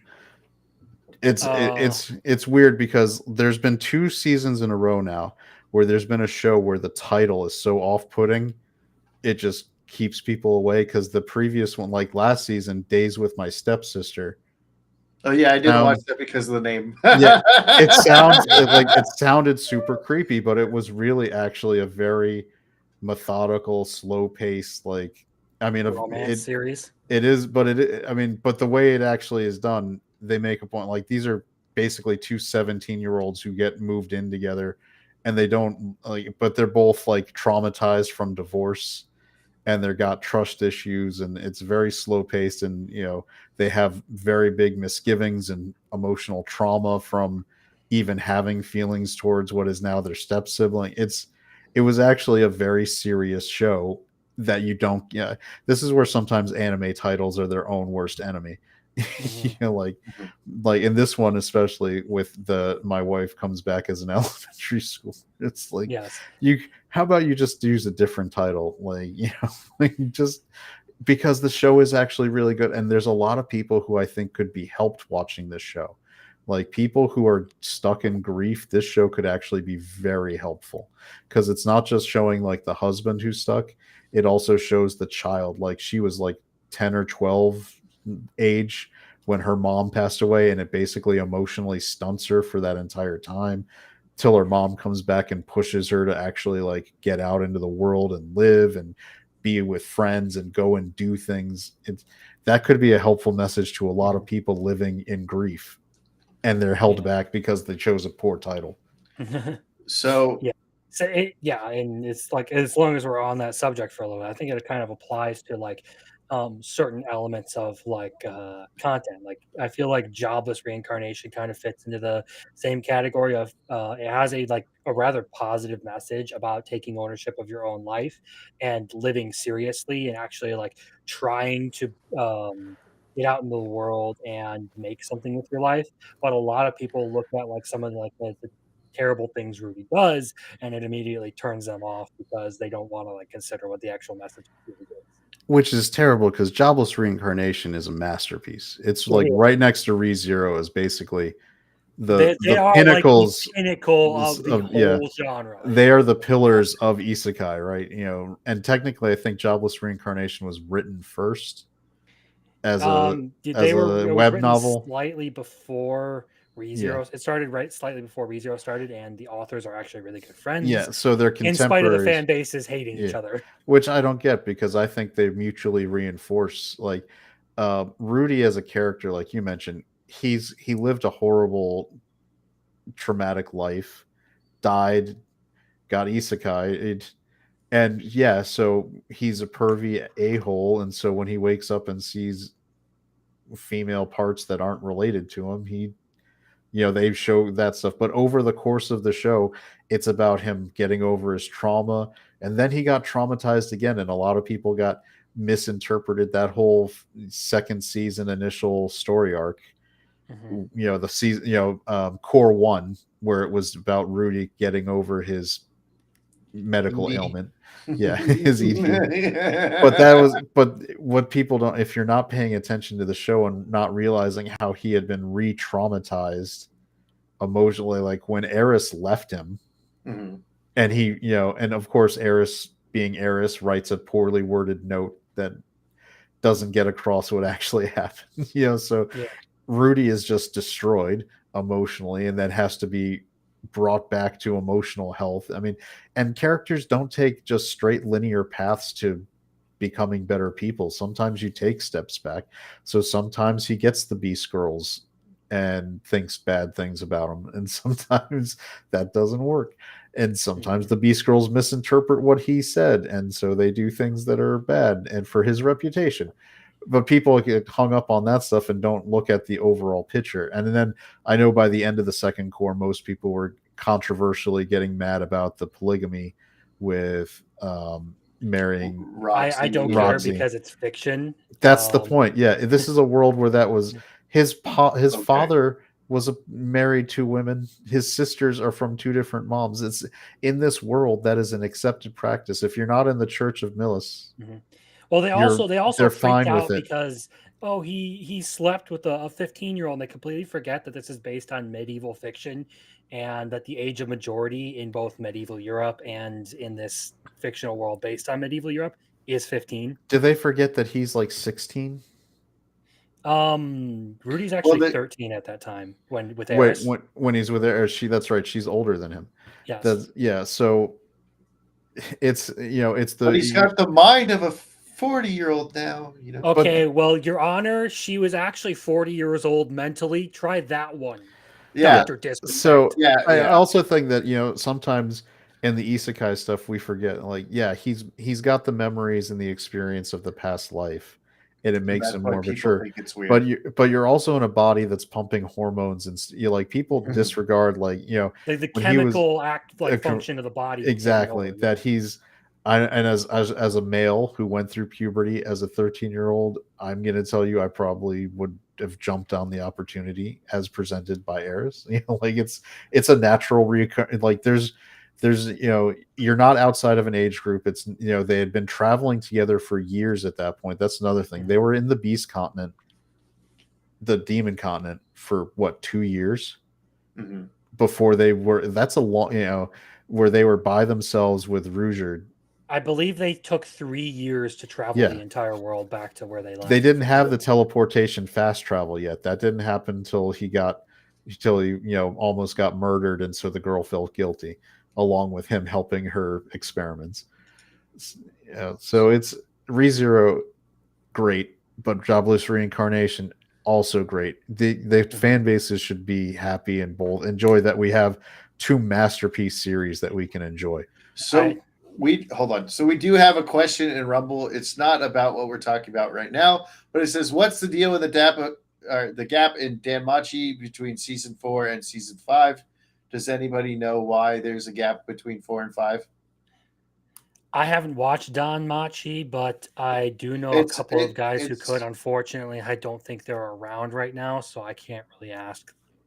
So I think it's just because they do take some time. Like, there's a little jump between each season. So I think season 5 is just like a little bit of a gap, because it doesn't seem like it's too much time off, and then everybody gets brainwashed. So there's that. So that could be another reason why there's a gap. All right. Yeah, I have no idea either. So I don't know. Is it wrong to pick up a girl in a dungeon? That's what Danmachi is. If you don't. Oh, okay. I see. All right, now you tell me that. Yeah. I hate when they have such distinctly different titles. Yeah. So which I think they also did the time jump to facilitate storytelling to get to the reveal. Okay. That's my thought process as well. Because that was to move the story forward, they needed to get to that part.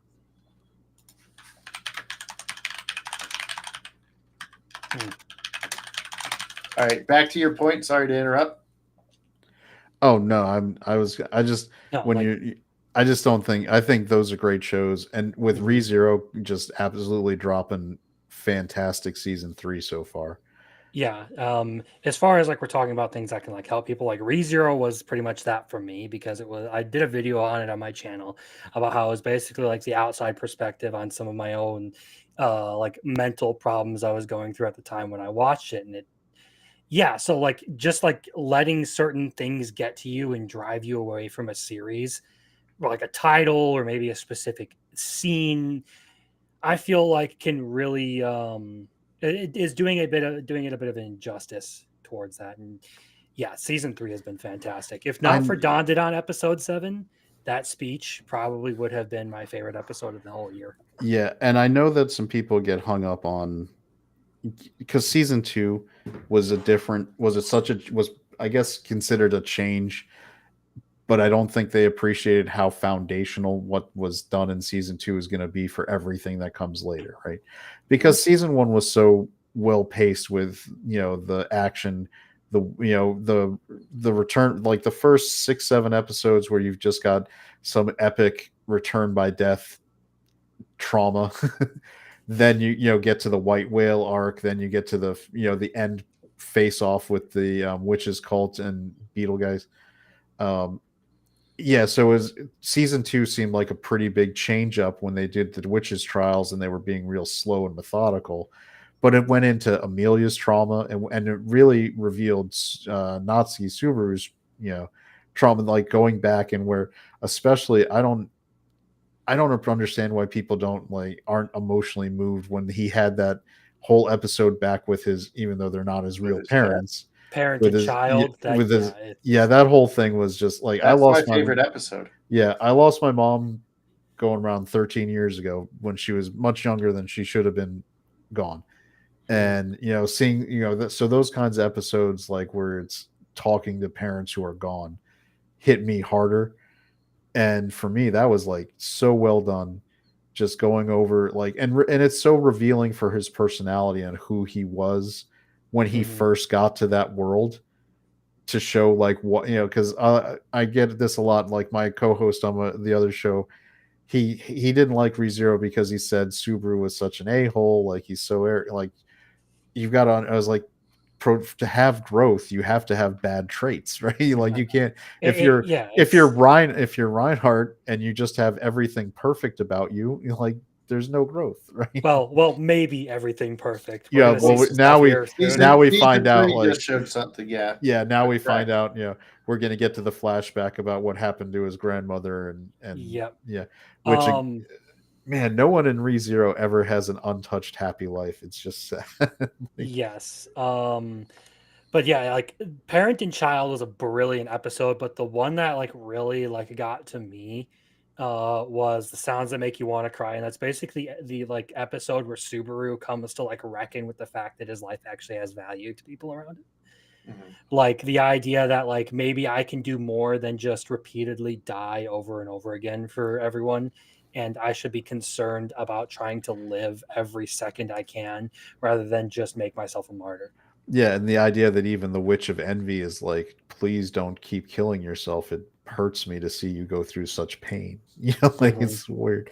And I was, even when you do something as simple as when Echidana actually knows about return by death, and so he can talk about it for once, and he just starts crying because he's able to like unburden himself from such horrible things he's lived through, because no one can know about it, but he Mhm. finally has someone where he's seriously entertaining the offer, like where she goes, let make the contract with me, and Mhm. I'll be able to do, and he's like, I would have a partner who would know. how how great would that, and then he realizes, no, Echidana is not someone you make a deal with. That Echidna Yeah, is probably one of the most evil characters in that yeah, series. that's the She's Witch of twisted. Greed, right? Yes. Okay. yeah, she's the one who created Beatrix, and she's the one who basically messed up Roswell in the head mentally. For Yeah. the Hmm. I still haven't exactly, like, what's cool is like they leave it ambiguous that Roswell sort of knows from the books what, about, I don't think they leave it Stuber. ambiguous. He He basically says it in the says like, anime. yes, I know what's going on. Like you're going to leave this world for another soon. Yeah, which gets into the, then you start questioning, like, there's a famous little time travel like sketch comedy thing I saw, where it's a guy who has like the box to like go back 30 seconds, And she's like, wow, that's crazy to think you'd be willing to kill yourself that many times for me. And he's like, what are you talking about? He's like, you're not actually rewinding time. You're just jumping to a different reality, 30 seconds earlier. And where you left, your body just is dead. And he's like, that is, oh no. And then so with Subaru, it's like, when he does return by death, is it actually like returning him to a save point, or is it moving him to a different branch reality? Well, And so does that mean there's other realities where his deaths and all those horrible events have occurred? Yeah, that was one of the things. Like that the was an second trial episode, he wasn't goes it? through. What that was basically Echidna put him through the second trial, and what he saw is basically every world that could have been in his absence. Like after his deaths, like basically all of like the major events where like he died or whatever, it was to show him that like people actually like care about you, another one of her manipulations, but still it was like Julius, Felix, Amelia, everyone cares about you. And Which is still like, but it's still ambiguous how return by death actually works, though, to say whether there are other worlds left behind or whether it does genuinely like rewind to the save point. So Julius, they've been calling him Julius for the first like 2 seasons in dub, and now they're calling him Julius, and his brother calls him Yuli in the dub. in the dub, that's weird. You know what I think it is? Because no one called him, like, because if they kept the same naming convention, they'd be calling him Julie, and so they probably slightly changed it mainly because of the brother's nickname. Oh, maybe that's it. Because they wouldn't want to call him Julie. Because in America, at least, Julie is a feminine name. Yeah. Well, Julie is the name he calls himself when he's under his alias, so to speak, in Arc 3 during when they're fighting the greed, and they when they're because never give greed your real name. Yeah. No, it's what he calls himself when he aids Subaru in like the white whale hunt and defeating Betelgeuse. And he goes back to using that that name again when they are at the inn and they're talking about everything that's happened with the Van Estrella family. Okay. So I don't know why they would do that. It seems dumb because in the novels he is consistently called Julius. I think it's more just an acknowledgement that in the United States, calling him Julie would become a joke, and they would, so just adjust the name slightly to Yuli and you're fine. Yeah, they started calling him Julius, and I was like, wait a second, have I been listening to the dub wrong this whole time? And so how many episodes have they dubbed in season 3 yet? They did 2 1 week. So let's see. Because the first episode was like a 90-minute like one. I think that one dropped. It's the entirety of volume 16 from what I understand. It says up to 51. Oh wait, hold on. Let me check on my actual one that I have.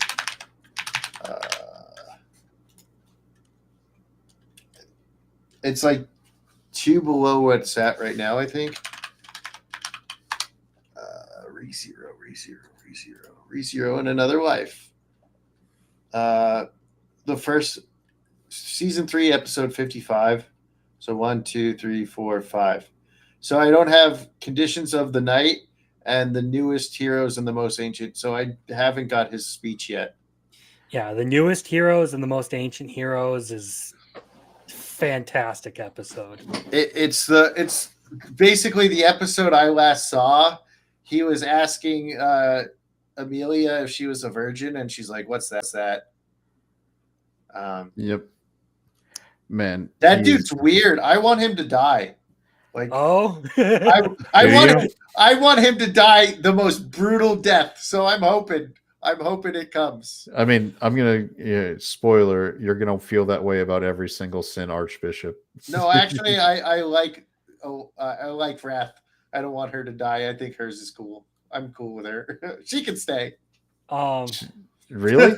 Yeah, as far as she's super evil and very Like Regulus when enjoyable. she murdered the kids, you're like, oh, I that's was like, "Fuck yeah, let's go!" fuck them hoe ass kids. so. All Fuck right, them Crimson. kids. Crimson, What? where do you stand on the theory about Wrath Are we and talking about who she who is? she is and how she may be familiar to Amelia? See, the thing is, like, we know, well, considering Betelgeuse, and like how he became the Archbishop of Sloth, I can understand that it's plausible, but there are a lot of things in Re Zero that are like huge mystery boxes. So, Yeah. So There's my the theory understanding that is, it's Amelia's mom. yeah.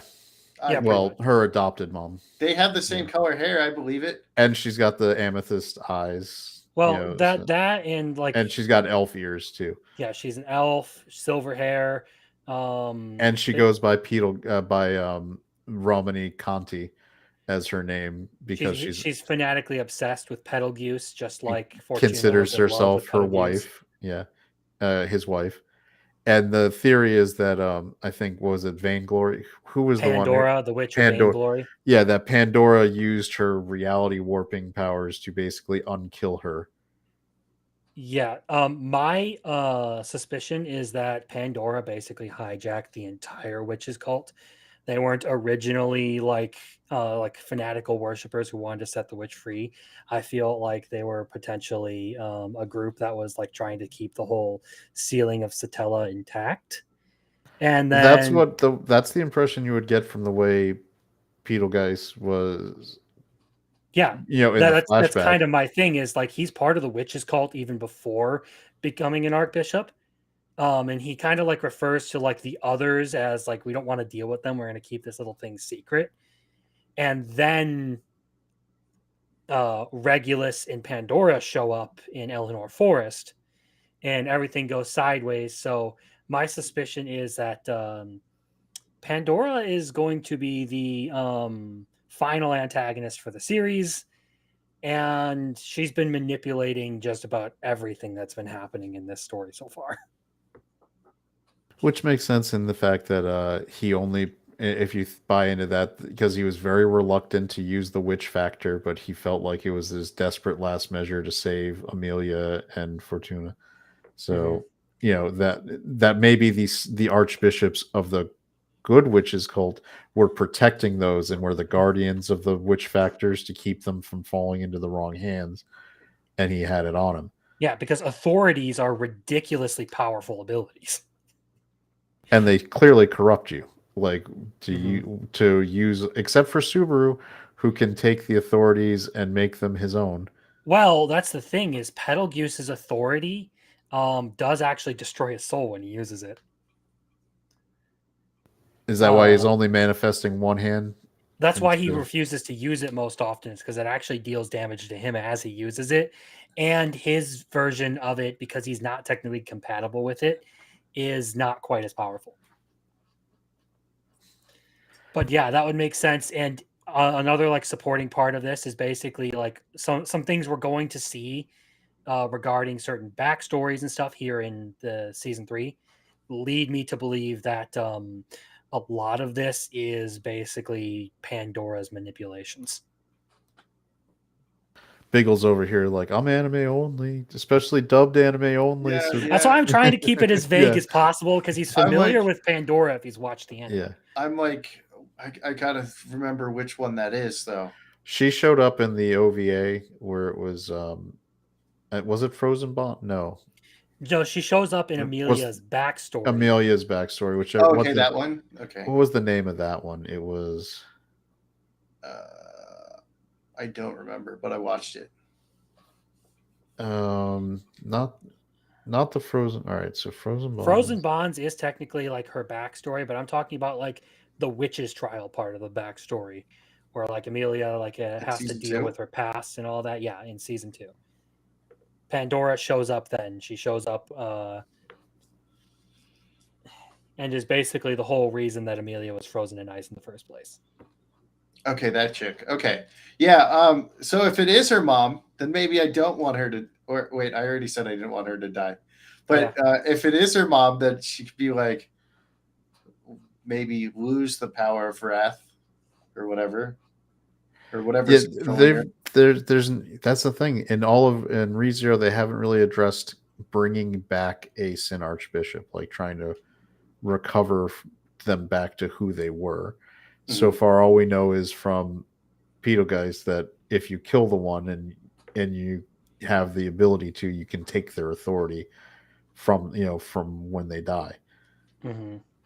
So because it would be interesting because obviously that was a very, from my understanding, she's a very popular side character with ReZero fans from the back, from the flashbacks, and Mhm. it would be an interesting dynamic to actually have someone who remembers Amelia's whole childhood with her, Mhm. since Yeah, the those thing memories is, were like, locked out. I don't think Tape is going to be that nice to Not ReZero fan. yeah. Once you read forward, given other choices, He specifically stated that after Arc 6, he was not going to take it easy on Subaru or anyone for that matter. well, no, he certainly hasn't. I mean, No, like he wasn't going to go. I'll just say he wasn't going to be as lenient on the endings, is what I was going to say. I do also appreciate that after Arc 6, we get a very bigger, a very better picture of the wider world that we're dealing with, as opposed to just the one nation that we've been in. Because Yes. it is important to like, you're like, well, if the witch is this much of a threat, shouldn't other people be involved, like other nations? Why do we only ever hear about? But there is more stuff going on than we're aware of at the time. Look at all these teases for Biggles. I know. Now I'm like, fuck, just get to season 5 already. Yeah. Why Well, do we to have to be wait? fair, I myself need to do like a full read of like Arc 7 through 8 at this point. I have like cliff notes. I kind of know what happens in Have them. they done the official English, or is it still the fan translations? I think Arc 7 has started for the novels, which I'm going to be getting a couple of here soon because that's where I'm literally at the end of Arc. I just got to the end of Arc 6. I think, and in Japanese they finished Arc 9, right? No, the Tape is actually writing Arc 9 right now. Is it 8 that just finished then? Yes. And that's why I Is say your stars are bad because that's pretty much what Arc 9 is about. Yeah. I mean, by the way, Biggles, once they animate Arc 8, good luck, man. That season's gonna be, you should be do weekly shows on that one. Okay. All Would you right. agree, Crimson? Arc 8 is kind of probably a weekly show kind of one. Honestly, if you're asking me, I feel like everything is like a weekly sort of thing when it comes to ReZero. I mean, how many videos do I have? I have my original review, the Tale of Two Protagonists stuff. I have like 5 videos, 4 of which I've made this year, all about like, or at least in some extent covering like ReZero content in detail. There you go. I am, like I said, number one ReZero Glazer. Simp, simp, Yeah. simp for Subaru. That's what you are. That's why he's got the jacket. Or did Crimson kill Subaru, take his jacket, and this is a different world where he had to go from a save point? That is a good question. I Did mean, you I could did you tell you, kill but then we'd have Subaru? to deal with the Witch of Envy. I can return. Nope. Heart's getting crushed. Nope, nope, nope. Yeah, that's gonna be a wild thing coming up. You know what? If I was Subaru and I was like, all right, I know if I die, I come back to life. And then I would have been like, because his heart gets crushed, I would have tried it anyways. I would have been like, yeah, I can return by death and see if I die and come back and be like, son of a bitch, I'm back. Like, I thought he did it. Didn't they do that once where it did kill him and he reset? I'm not sure. I know that he did it once and it killed Amelia. Maybe that's what it was, and then he killed himself. Because basically, the Witch of Envy will manifest to kill anyone who knows about Return by Death other than Subaru. or at least hints that they know about Return by Death. I know there are certain characters who do know, like Roswell and a specific other character, Arc 6. Yeah, I think there's another one that would Is it and it Al?